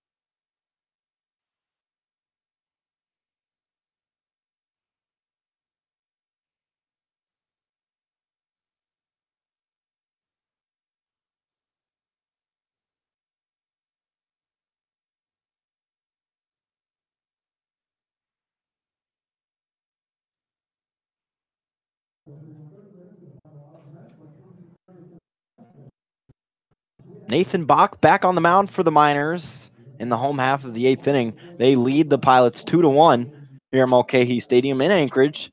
So the Miners looking to improve their road record to 500 and go to 5-5, where the Pilots want to bring their home record a little closer to 500 as they're sitting at 5-10 currently. But the Miners in first place and the Pilots in last. So Bach has worked more than one inning on 5 different occasions this season. Looks to improve that. As of recent, it's past 3. The most he's gone is 1. 1 inning pitched, and then a 2/3, and then another 2/3. So he'll look for at least another out tonight in this ball game. He'll face Jake Cosgrove to start off the bottom of this 8th inning, the right-handed hitting second baseman. Bach's first pitch to Cosgrove, fouled off high and over to the right side, out of play. Cosgrove, in just his 4th game of the season, is currently 0 for 2, as he was hit by a pitch in his last at-bat. It's the only time he's reached tonight. So Bach's 0-1. Misses outside. Counts now 1 ball, 1 strike. Lights are on now here at Mulcahy Stadium in Anchorage, and it's been steady weather. Just warming up for baseball. And Cosgrove fouls it back. Bach will work ahead in the count, 1-2. They have a 2-1 lead over the Pilots, as the Miners look to lower that team ERA of 2.73 a little lower and try to work towards first, where the Bucks are leading at a cut of around 2.5. And Bach misses just high with that slider. Counts now 2 balls, 2 strikes. Now he's really got his slider working today. Almost fooled the batter and thought it was going to be high and in, but then it got. And that 2-2 pitch is well high and in, as Cosgrove had to bend backwards, much like he was doing limbo as the counts worked full to the leadoff man of the inning, Cosgrove. Yeah, so for Jake, he sees the slider, it's coming up and in, and then it goes and breaks closer to the plate. Then he sees a fastball high and inside.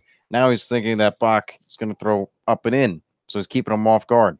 So the 3-2 pitch is fouled off over to the right side. Will stay full. And we mentioned 4 out of the 7 games in this series have been decided by 2 runs or less. Looks like that trend's going to happen unless the Pilots add some offense or if the Miners add a good amount of insurance runs next inning. Nevertheless, Bach out there with a full count, nobody out in the bottom of the 8th inning. Kicks and deals. Gets a bit of a jam job for Cosgrove over near that first baseline, and calling everybody off is Spencer Henson, who was on the move. But Henson, the smart decision there, immediately called everybody off, ran under it, and got it. And originally Nathan Bach was calling everybody off. And then he heard the voice of big Spencer Henson, and he immediately got out of the way. He was smiling at Spencer as he walks back to the mound. So Spencer, field general out there, taking control, gets the out. And if a position player calls off a pitcher, normally the pitcher is going to defer every time of the week or day or time of the week, as Bach delivers a first pitch strike into Braden Daniel with 1 down here in the bottom of the 8th inning. Miners the top 2-1. So Bach works out of the wind when no one's on. Daniel flies one off over to the left side. Bach will also work ahead of the count in this at-bat. Daniel tonight 1 for 2. Has reached twice, once on a base hit and once on a walk. So he now has 12 walks on the season. And for the first time this is now, we had no hits in the 3 games that he's played prior to this. Has now broken that streak with that hit in the 4th. So Bach misses outside. The count now 1 ball, 2 strikes. And that's up to 9 hits for Daniel. So 1 more would put him to double digits against the Miners.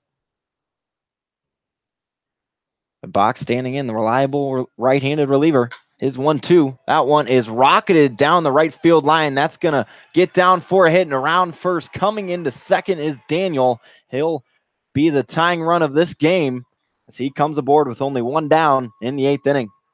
A nice piece of hitting from Daniel. A shot right down the right field line, but even better throw was Pinarini. Being a catcher, he's got that strong arm, was able to skip over the first cutoff man and gets right into the infield to Drew Swift.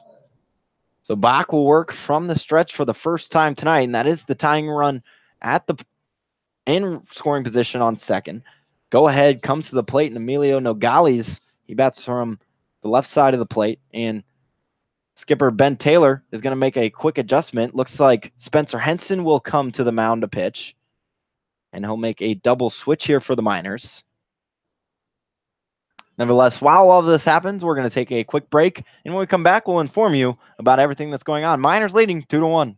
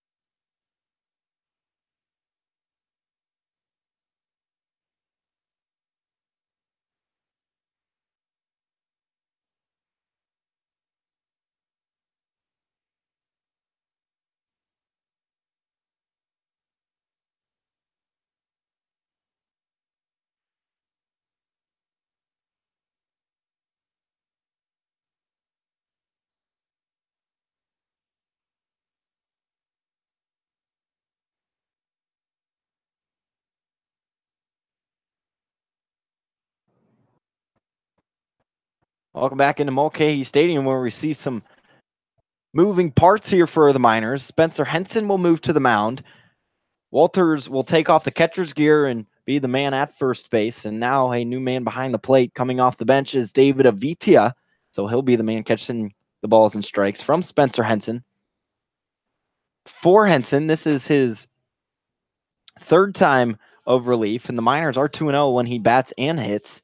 So through 2 appearances, he has not allowed a run yet, only given up 2 hits and has 5 strikeouts. Has a save accredited to his name. So if he does finish out this ball game, it will be a 5-out save, rather, if he does not give up a hit and the Miners hold the lead. Nevertheless, he will see Emilio Nogales. The tying run is still out on second for the Pilots, as the score is 2-1. Miners leading. And Nogales tonight, he is 0 for 2, 2 strikeouts and a walk. So righty on lefty matchup to begin, as Hanson stands in, rocking the new Mohawk for the evening. Recently haircut. He'll work out of the stretch. His first pitch and misses well outside for ball 1. Henson only appearing once at Oral Roberts this past season, where he was doing more of his damage at the plate. So they just left him at a position player. Miners using him more as a pitcher, or rather more times in the pitching spot this summer so far. As Henson misses outside, he's now down in the count 2-0 to Nogales. Nogales now up to 10 walks on the season, with the walk back in the 4th inning. Henson comes set. His pitch, that's just missed outside. The count now is 3-0. The Miners came in tonight giving up the most walks as a pitching staff in the ABL, with 93. So far, that has been worked up to 96. Nevertheless, Henson's 3-0 pitch, and it's a fastball, misses outside. Now, the Pilots have the go-ahead run on first base. Runners on first and second with 1 out in the bottom of the 8th, as they trail 2-1. Well, Henson just really has to settle down. He's got to, just focus on pitching here. A moment ago, he was over at first. Now he's on the mound. So a couple pitches plus the warm-up pitches he's thrown, he just needs to get into the rhythm. And really, he didn't even get too many warm-up tosses in the pen, if not any, just coming in to warm up as a position player. So he'll face Zechariah Gerard. Gerard reached on a fielder's choice back in the 6th. He swings through the first pitch from Henson. So he moves the count to no balls and 1 strike. And that's exactly what Henson needed to do. Come back, throw a good-looking strike, and get a swing and a miss. Henson wanting the double play as his middle infield is playing at that depth. Everyone else playing in normal spots. So Henson's 0-1, kicks and deals. Misses just low, so the count now 1-1. The Pilots now up to 3 hits in this game, combined total of 7. They do trail 2-1, but do have 2 runners on here in the bottom of the 8th inning for Zachariah Girard with only 1 out. So prime opportunity to pounce and end this 3-game skid. But Henson delivers a nice fastball up in the zone for strike 2. Pilots losing 7 out of their last 10 and sort of a complete 180 for the Miners. They've won 8 out of their last 10 as they are now back on top of the ABL, a half game over the Oilers. Nevertheless, Henson's 1-2. Nice breaker. Girard did a nice job of waiting on it and fouled it off to the right side. So the count will stay at 1-2. He's got a lot of movement on that pitch, which is great from Henson. Henson would really like a strikeout or an out desperately, much like any pitcher stands in would like an out. So Henson looks in. The Miners and Pilots are used to these tightly contested contests. If this trend score stays, it'll be the 5th time out of 8 matchups that these teams have score has been decided 2 runs or less. As Henson's pitch is in the dirt, counts now work to 2-2. With 1 out, bottom of the 8th inning, Miners leading 2-1. Henson came in relief from Nathan Bach, who went 2 1/3, gave up 1 hit, no runs, no walks, and a strikeout. The runner on second is Bach's responsibility. Henson's 2-2 pitch. Fastball misses just on the inside. And the count is now worked full by Zachariah Girard, the two-way player. And actually, last time he played, he was pitching back on the 26th. Last time he hit was on the 24th, where he went 1 for 2. And also had a strikeout in that game. Henson would like to add to his strikeout total right now. Counts full, only 1 down. Henson checks second, now motions to the plate. That's a fastball, just misses low. And now the bases are loaded for the Pilots. That means the go-ahead run, rather, is on first base with only 1 out. Well, Henson really has to buckle down here, get Garrett Kosas. Should he come to the plate, nobody pinch hitting for him. This is the guy that you need to get because obviously you can't put him anywhere with the bases loaded. And that's sort of been the Achilles heel for the Miners all season. Hurt them the most is giving up walks. Really, the batting average against them coming in tonight was only 195, so that's really good. But unfortunately, if your walking hitter is not making them do a lot of work and you put yourself into sticky situations, it's hard to get out. Even if you do get an out, it could possibly be a fielder's choice that drives in a run, much like the only run that came in for the Pilots tonight. Well, it's going to be interesting to see what the defense is going to do here. Do you want the defense up, or are you still going to play back and do the double play? I think they're going to go double play with corners in. And it is a 1-run ball game. The Pilots are trailing the Miners 2-1 in the bottom of the 8th, but in prime position to possibly take the lead and end their 3-game losing streak. Garrett Kosas looks to be the man of the hour as he stands in from the left side of the dish. The first pitch from Henson misses low. Counts now 1-0. So Henson, who the first batter he faced, Nogales, he walked him on 4 pitches, and then Girard worked a full count that ended up seeing the 4th ball. Nevertheless, Henson sort of struggling for command currently. The right-hander is 1-0. This one hits the lower part of the zone. Counts now tied up at 1. Kosas tonight is 0 for 2 with a walk in the 6th inning.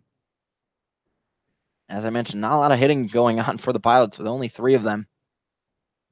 Trailing 2-1, corners in. Middle infield playing double play depth. The 1-1 pitch is fouled back and over to the left side. Henson's ahead of the count 1-2. At this point right now, Henson needs to figure out, is he going for the strikeout or do you pitch to contact? If you pitch to contact, you have to make sure, all right, go inside or go outside. Don't miss over the plate. If you're going to strike out, make sure you're on the right page with David Avitia. If you're going to throw it in the dirt or whatever you're going to do. Henson probably just looking for any kind of strike since he's walked the past 2 batters. Nevertheless, the count is 1-2, 1 out. Bottom of the 8th inning, Miners leading 2-1. Henson's 1-2 pitch. Swung on and missed by Garrett Kosis. So Henson gets a big strikeout for out number 2 here in the bottom of the 8th inning as he is trying to protect the Miners' 2-1 lead. And out of everything I just said in the beginning, the one thing I didn't say was pitch high. That's what I mean by being on the same page as Aviti. If you're going to throw high and away, which he did, you have to make sure your catcher's going to be there. Because if you don't, and there's some miscommunication, ball goes to the backstop or run scores. So this is a pivotal moment now. And stepping in, righty on righty matchup, Grant Parker stands in the first baseman. He's 0 for 3 tonight. So Henson's first pitch into Parker misses well outside. Rather, it is a pinch hitter. Number 12 stands in, Eli Rollinson. So seeing his first appearance tonight for the Pilots. Rollinson comes in with a 196 batting average. The 1-0 to Rollinson, that is lightly popped up. That's going to be foul ground on the right side. But running out of room is Aaron Walters. So the count will move to 1-1. Well, it was a great hustle by Aaron Walters. He had to go a long way from the infield to go all the way out into the right field and foul territory, almost near where the Pilots' bullpen is. And that ball just kind of found no man's land. And, again, great hustle from all three. But the ball was just placed where they couldn't get it. So 1-1 count with 2 down in the bottom of the 8th inning. The bases are loaded for the Pilots as they trail the Miners 2-1. They look to take the lead before heading into the 9th. Henson's 1-1. This is hit high in the air out to the left side. That's going to be fouling out of play. Quiggle will meet the fence once again and see the ball drop. So Henson's ahead in the count 1-2. That was definitely a hot shot, but caught that wind alley that blows in from the right side and was drawn all the way foul. So Henson will work ahead. 1 ball, 2 strikes, 2 outs. Ducks are on the pond for Eli Rollinson coming in to pinch hit tonight. So 1-2. Henson comes set with 2 down. His pitch. God! Eli Rollinson the look. Eli Rollinson comes in to pinch hit. Henson asks him if he can be helped. He says, nope, just looking. The Miners still hold a 2-1 lead. We enter the final inning of play in this ball game when we come back on Matsu Miners Radio.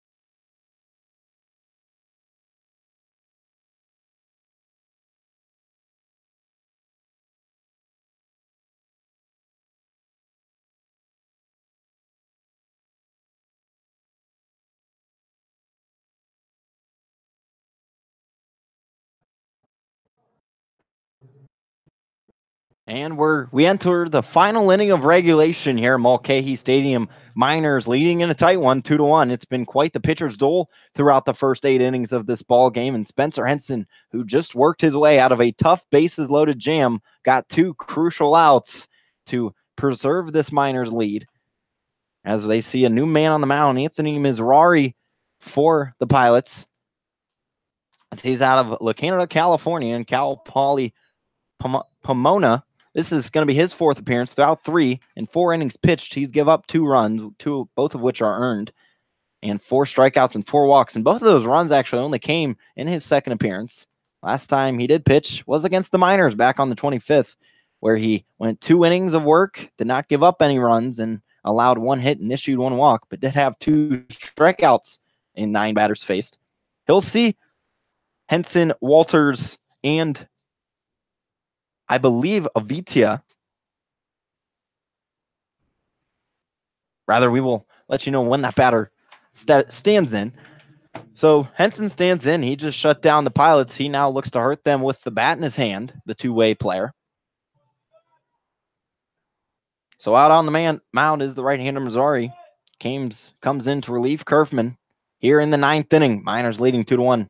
Missouri's first pitch misses low and inside to Henson. Kerfman went 3 innings, 1 hit, no runs, issued a walk, and had 2 strikeouts.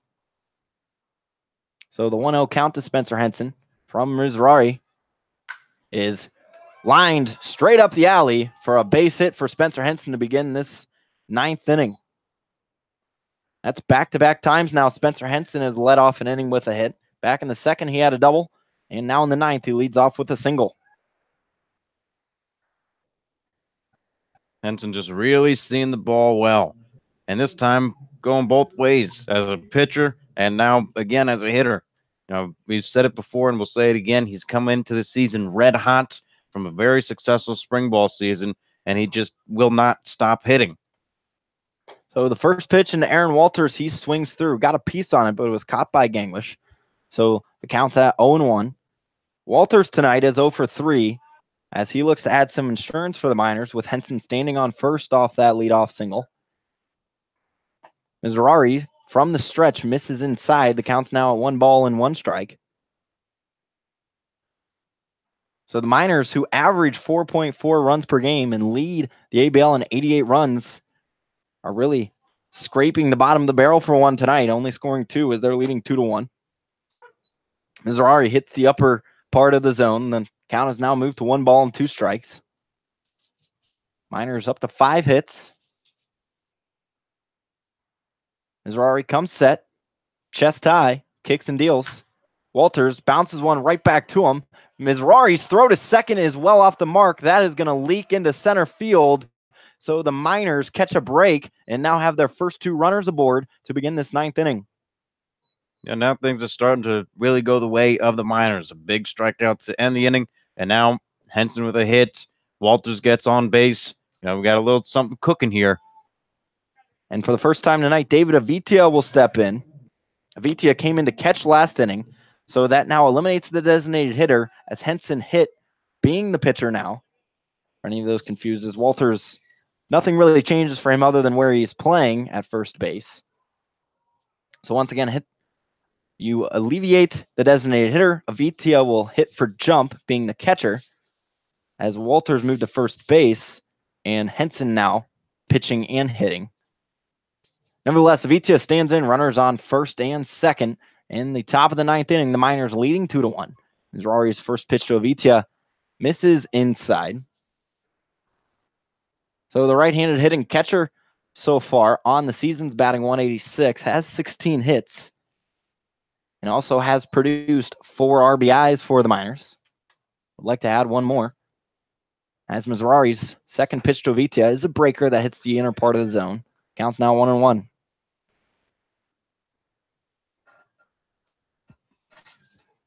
So the Miners haven't scored a run since the 5th inning in what has really been a pitcher's contest.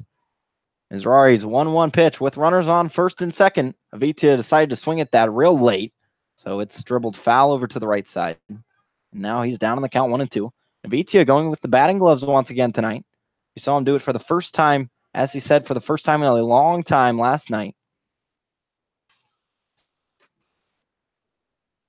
And Avitia, it worked. He did get a hit last night. And he looks for one right now. Missouri's 1-2. Breaker misses inside. Avitia kind of turned the shoulder to get out of the way of that one. Counts now 2 balls, 2 strikes with nobody out in the top of the 9th. Miners threatening runners on first and second. And they hold the lead 2-1. So Missouri trying to alleviate some of the damage right now, coming in relief. His 2-2. Swung on, dribbled very softly over to first base. And Rollinson makes the play and then just tags first. Is actually out there at first. Was a defensive placement. Number 35, Aaron McCann, out at first to replace Rollinson. So Connor Denning will step in, the switch-hitting second baseman. With only one down, the infield will play in as both runners advance now to second and third. So Miners in a very great position to extend this 2-1 lead in the top of the ninth inning. Only one out. Denning steps in. He is 0 for 3 tonight with 3 straight groundouts to the second baseman. The first pitch to Denning misses low outside. Nice scoop, sort of block combo from Gangwish right there to leave the ball in front of him. Counts now 1-0. As a catcher, you'd always love to see just throw your body out in front of the ball, but sometimes you have a good feel with your glove. You can pick it up or just try to pick it like a first baseman. But nonetheless, it works either way. So Mizrahi, with a high-pressure situation with runners on second and third, he kicks and deals to Denning, who lines it foul and out of play on the left side. Counts now 1 ball, 1 strike with 1 out. Top of the ninth. Miners only leading by 1, 2-1.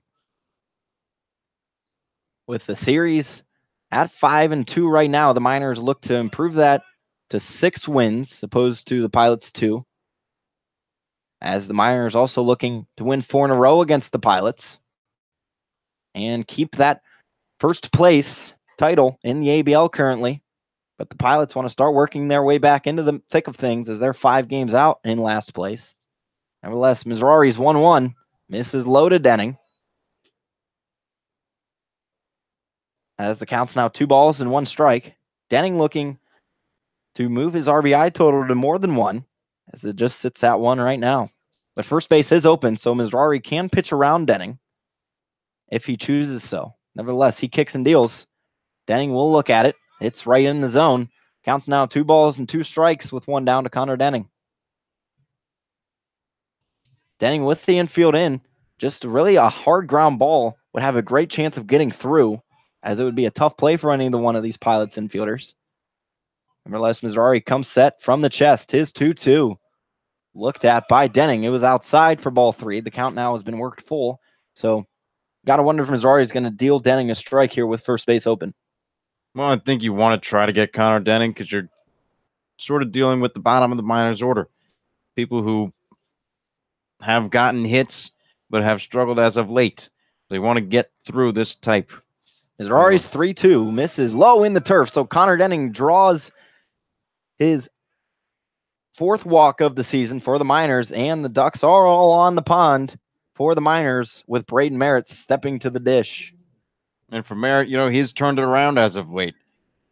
Currently batting .211, but picked up some hits this past week, was a big part of the win against the Oilers first time round, and has been very sure-handed out in center field. So the error from Mizrahi allowed Walters to reach first and move Henson to second. This could be costly as the Miners have the bases juiced with only 1 out in the top of the ninth. Braden Merritt looks at a ball 1 outside. Miners holding that 2-1 advantage over the Pilots. Mizrahi coming in and not doing so hot. For the Pilots, the 1-0 count. Merritt standing in with sort of that low and wide stance. The 1-0 misses low and outside. The count's now 2-0 to Merritt. If you're Merritt, I'd imagine he'd be taking until he sees a strike. Absolutely. Make the pitcher work to you. Don't go chasing out of the zone, and good things will happen. So Mizrahi comes set for the 2-0. Bases are loaded for the Miners. Only 1 out. The pitch. This time hits the outside edge. Counts now 2 balls, 1 strike. 1 down, top of the ninth. Miners 2, Pilots 1. The Pilots would like to just come up in the bottom half of this inning with only a 1 run to make up. Nevertheless, the Miners with a great chance. Mizrahi kicks and deals, misses outside. Merritt's now worked through a hitter's count, 3-1. Merritt earlier in the game worked a hitter's count and decided to take on a 3-1. Got to wonder if the same mindset is here, unless Mizrahi deals one up on a silver platter. Nevertheless, he comes set. His 3-1 pitch. This time barely hits up in the zone. First strike two. The count is worked full by Braden Merritt. Nevertheless, Missouri does have to deliver some sort of strike to Merritt if he doesn't want to allow a run with the bases loaded. Top of the ninth, one out. Miners leading 2-1, but have a chance to break it open with Merritt standing at the plate. Missouri kicks and delivers. He misses low, and the Miners will add on one more to this 2-1 lead to make it 3-1. Nice at bat from Braden Merritt. Absolutely. You know, you got to love what Merritt's been doing this past week. You know, he worked the count full, and, you know, as we said, he didn't chase any pitches out of the zone. You know, he's starting to learn the zone of all these umpires and knows what's a strike, what's not a strike, and has been doing pretty well. So a nice insurance run for the Miners. That gives them a 2-run advantage currently, as we'll see a mound meeting for the Pilots. I'd like to thank the official sponsor of the Mat-Su Miners internet broadcast, the Napa Auto Parts of Alaska. Enter into any one of your locally owned and operated Napa Auto Parts of Alaska to enter in for a Mat-Su Miners jersey giveaway. So stop in and enter for your chance to win today. You know, if you take a look at the out-of-town scoreboard, I know you said that the Miners are a half game up, and if things go the way that they're going between the Oilers and Chinooks, looks like the Oilers will pick up another win. So this is a must-win situation for the Miners if they want to stay at number one. So the Miners get Missouri's first run given up in 11 days right now to increase their lead to 3-1. Drew Swift, the right-handed hitting shortstop, stands in. He looks at an inside ball that he had to sort of move out of the way of. So the count's 1-0. Missouri really needs to find his command if he doesn't want to keep giving up minor runs here in the top of the ninth inning. So Missouri comes set chest high. His pitch is swung through and missed by Swift. Had him fooled. He wanted to stop, but he was already 3/4 of the way through a swing. So the count's now 1-1. And the Miners working ever so closely of their season average of 4.4 runs scored. Now over 90 runs scored with 91 on the season to lead the ABL. So Missouri will come set. Infielders are playing double play depth, and the corners are in for this 1-1 pitch. Swift holds up. He did not go. No check down. Now we have the check down. Tompkins says he did not go. First time in a long time. Nevertheless, the count's at 2 balls, 1 strike, 1 out. Top of the ninth inning. Miners have already scored once to move the lead to 3-1. Swift looking to add to that total and break out this lead. So Missouri for the Pilots. Out of the stretch. Misses inside. Drew Swift almost actually got hit on the back knee of that one. So he's worked the hitter's count now. And will the Miners draw 3 straight walks and walks out of 4 out of 5 batters for the Miners? So we see a time by the catcher, Gangwish. Out on first is Merritt. On second is Denning. And on third is Walters. Walters reached on that error from actually Missouri. And Denning and Merritt reaching on walks. Well, Missouri's 3-1 pitch into Swift. That's swung. Lifted in the air over to the right side and out of play. So the count will be worked full to Drew Swift. Swift has 8 RBIs on the season. That's tied for 14th in the ABL. Coming into tonight anyways. So could possibly get in the double digits with just 1 swing of the bat and move into the top 10 of that category. So he steps in. Missouri, 3-1. Bases loaded. 1 out. His pitch. Line fouling out of play by Drew Swift. Just a little late there. Count is full with 1 out. Miners leading 3-1. Top of the ninth inning. They have all 3 bases full. Drew Swift looking to come through in the clutch for the Miners. They do have a right-hander up in the bullpen. So the 3-2 pitch is on its way.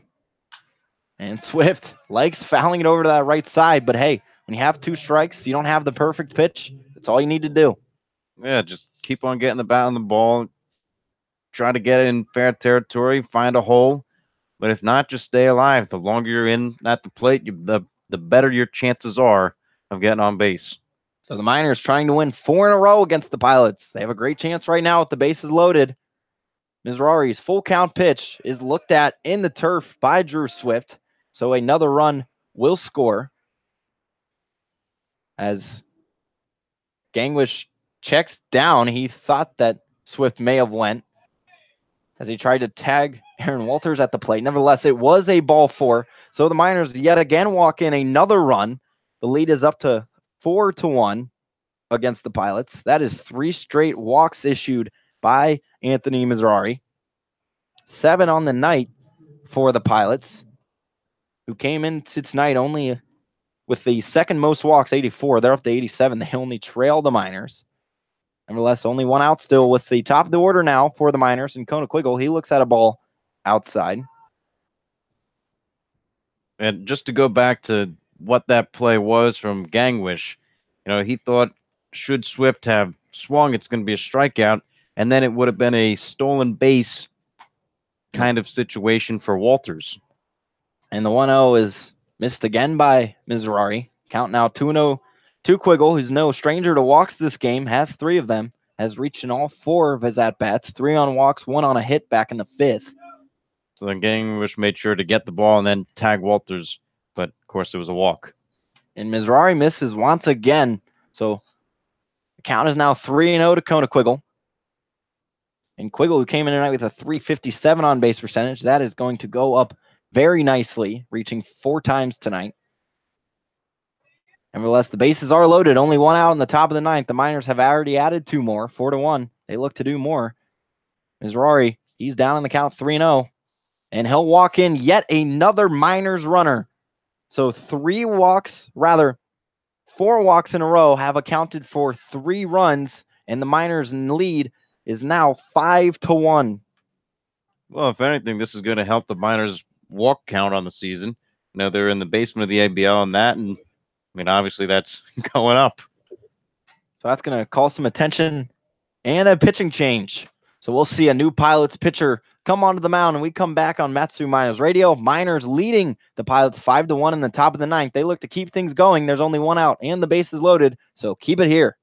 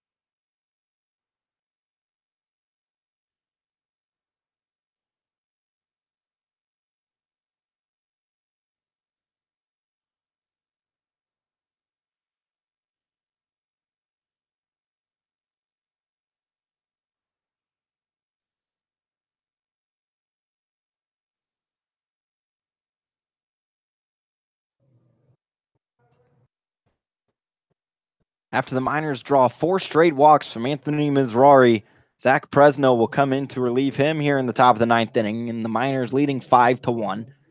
Presno has not pitched yet this year, as rather the Pilots may be running a little low on pitching, or they just don't want to rely on their top-seeded guys. Well, they're only down 4, so this game's definitely not out of reach if they can get 2 more outs and not allow any more runs. Nevertheless, Mizrahi goes only a third, allows 1 hit, 3 runs, 2 of which were earned, 4 walks, all in a row to drive in 3 more Miners runs. So that brings up Tyler Bozetti to the plate. The right-handed hitting third baseman. He's in search for his first hit tonight. 0 for 4 coming into this inning. So the Miners looking to win 4 in a row against the Pilots and move their record or the season series to 60-2. And we're out of range to make it 5 out of the 7 games being decided, then 2 or less is now the Miners with a 4-run lead. Fresno's first pitch is absolutely rocketed, but it is foul from Tyler Bozzetti on the left side. So he's down on the count 0-1. Bozzetti doing a nice job of squaring the ball up with the barrel of his bat, just unfortunately hitting it where defensemen are. Trying to change that in this at-bat. Fresno will work from the stretch with the bases loaded and 1 out. Misses high and away for ball 1. All bags are taken for the Miners. Only 1 out top of the ninth. They've already added 3 more runs to their total and now lead 5-1. Fresno kicks and deals. He misses high to 1-1. Fresno, who's normally a catcher out of Fresno State, batting wise, he's batting .233 with a .410 on base percentage, but looking to deal some nice pitches here to the Miners as Bozzetti fouls it straight back. He was on it, just a bit dipped under. Counts now 2 balls, 2 strikes, 1 out. Top of the 9th inning. Yeah, whenever you see the hitter kind of just foul it straight back, it means they're too low or too high, but they're right on the pitch. As a pitcher, you almost want to see them in front of it or behind it. So the 2 to Bozzetti, misses high, and the count has worked full now for the Miners. And they've now gone over their average run total with 5 tonight as they lead 5-1. Average coming in 4.4 and an average against the Pilots of just 4 as Bozzetti fires one over the press box and out of play to keep the count alive at 3-2. Bozzetti now is 0 for 6 in his past 6 official at-bats. He did have 3 walks yesterday. Nevertheless, Fresno comes set his 3-2 pitch. Looked at by Bozzetti because it was high. 5 in a row. You can count that with one full of your hands. Yes, 5 walks and 4 runs now have come in for the Miners in the top half of this 9th inning. They now lead the Pilots 6-1, and that run is huge because now if the Pilots were to work the bases full, one swing of the bat could tie it, but now that's out of range with a 5-run lead for the Miners. Well, just a really nice job of working the pitchers here in the top of the 9th. It took a little time to get into it and score a lot of runs, but they're doing the job here now. So the first pitch to Pinerini misses outside. The count's now 1-0. So Fresno comes in and delivers a walk. And Pinerini with a high shot in the air to center. All runners tagging. Under it is Gerard. His throw in, he'll try to go to third to stop Kona Quiggle from advancing, but Drew Swift will come flying in for the 7th run of the ball game, 5th of this 9th inning. And if you're the Miners, I guess they waited all the way till this final inning of regulation to put runs on the board. Hey, it's never too late. It ain't over till it's over. And this one is not over yet. Couldn't be any more correct there, partner, as they have 2 outs in the top of the 9th inning with the man that started this whole shebang, Spencer Henson. He had a leadoff double to begin this 9th inning, and now he has runners on first and second, 2 down. He'll face Zach Fresno. Righty on righty matchup. First pitch to Henson. He looks at the high fastball for a strike. Counts now 0-1. So Quiggle out on second, Bozzetti on first. The Miners now in the driver's seat to extend their lead of the season series 6-2. As that's a breaker from Fresno that misses inside. The count's now 1-1. And the Miners look to win 9 out of their last 10 ball games and improve their road record to 500. So Fresno comes set, glances over at second, and now Henson grounds one hard on over to third. Kostis makes the nice play over to first. 4 out, number 3. So the Miners get 5 runs, all of them on walks after the Pilots pitching delivers 5 straight walks in a row to bring in those 5 Miner runs. Rather, one being on a sac fly. I'd like to shout out Mr. Austin Pinerini for that. And the Miners leading 7-1. We head into the final inning of regulation, or bottom half of the final inning of regulation. We come back on Matsu Miners Radio.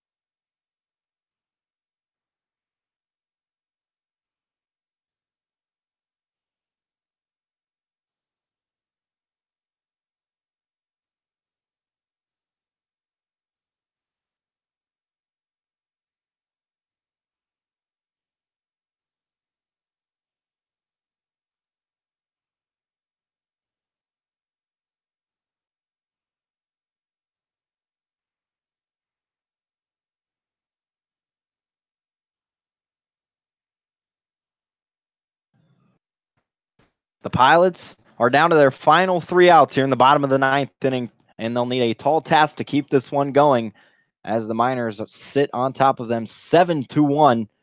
And in to pinch this final inning is Spencer Henson. So he put down the bat and batting gloves and then got his normal glove and toes the rubber. He'll face Gangwish, Stigler, and Aruda. So all 3 of those, well, at least one of them will have to reach to keep this game going. So Henson with a 6-run cushion. His first pitch to Gangwish misses low, who actually thought about the bunt. And now he's up in the count 1-0. Gangwish only 1 hit on the season, so I guess any way possible to get your way on, you try. But now that he's flashed that, Bozetti going to play a few steps in over at third. Henson's 1-0 is bounced right back to him. He'll field it and throw over to first for the first out in the bottom of the 9th inning. And the Miners still leading 7-1. Good reflexes from Henson on a tap right back to him. This guy can do everything. Hit the ball, fields, and pitch. So stepping in now is Alex Stigler, the right fielder, right-handed hitting. He is 0 for 3 tonight. Flew out twice and has struck out. Henson's first pitch. That hits the zone. He is ahead in the count 0-1. Henson looking for his second save of the season. First was back in this ballpark, but against the Bucks. Looks to do it against the Pilots now. So the 0-1, that is softly lined just over Denning's outstretched glove into center field.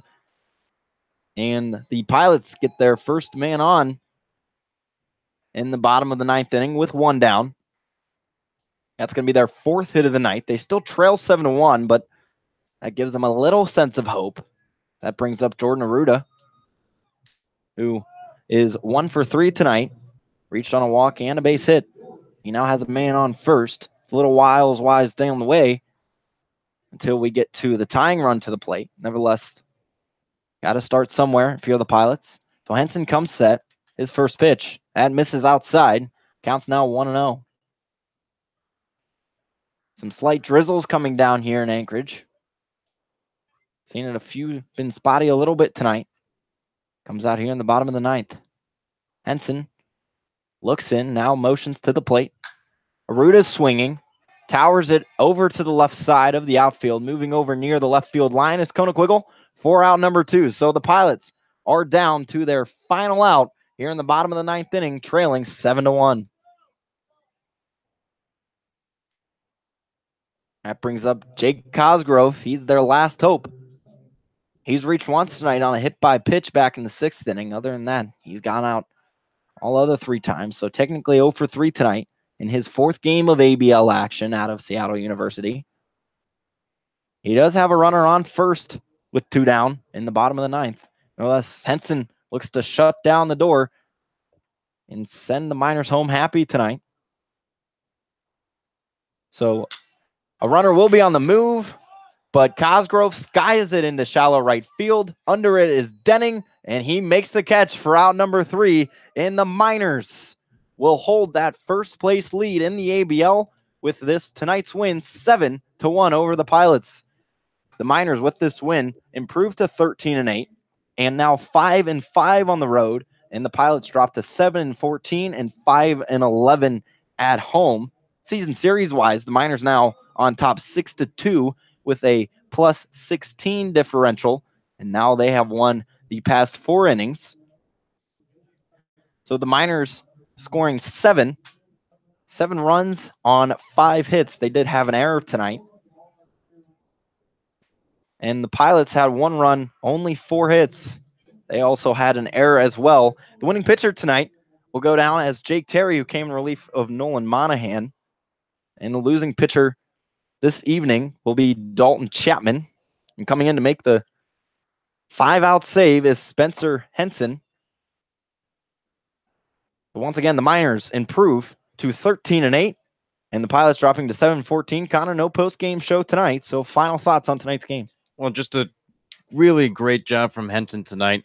He was doing it with the bat, got on base with a big double, and came around to score the first run that really got things going. And then coming in a sticky situation in the 8th inning, bases are loaded, and then he's able to get the strikeouts to then keep him scoreless off the board. We didn't anticipate the 5 runs coming in the top of the 9th. A lot of patience coming from the Miners batters there. As Mizrahi struggled a little bit on the mound, but just a tremendous job from Henson today, as we've seen day in and day out from him.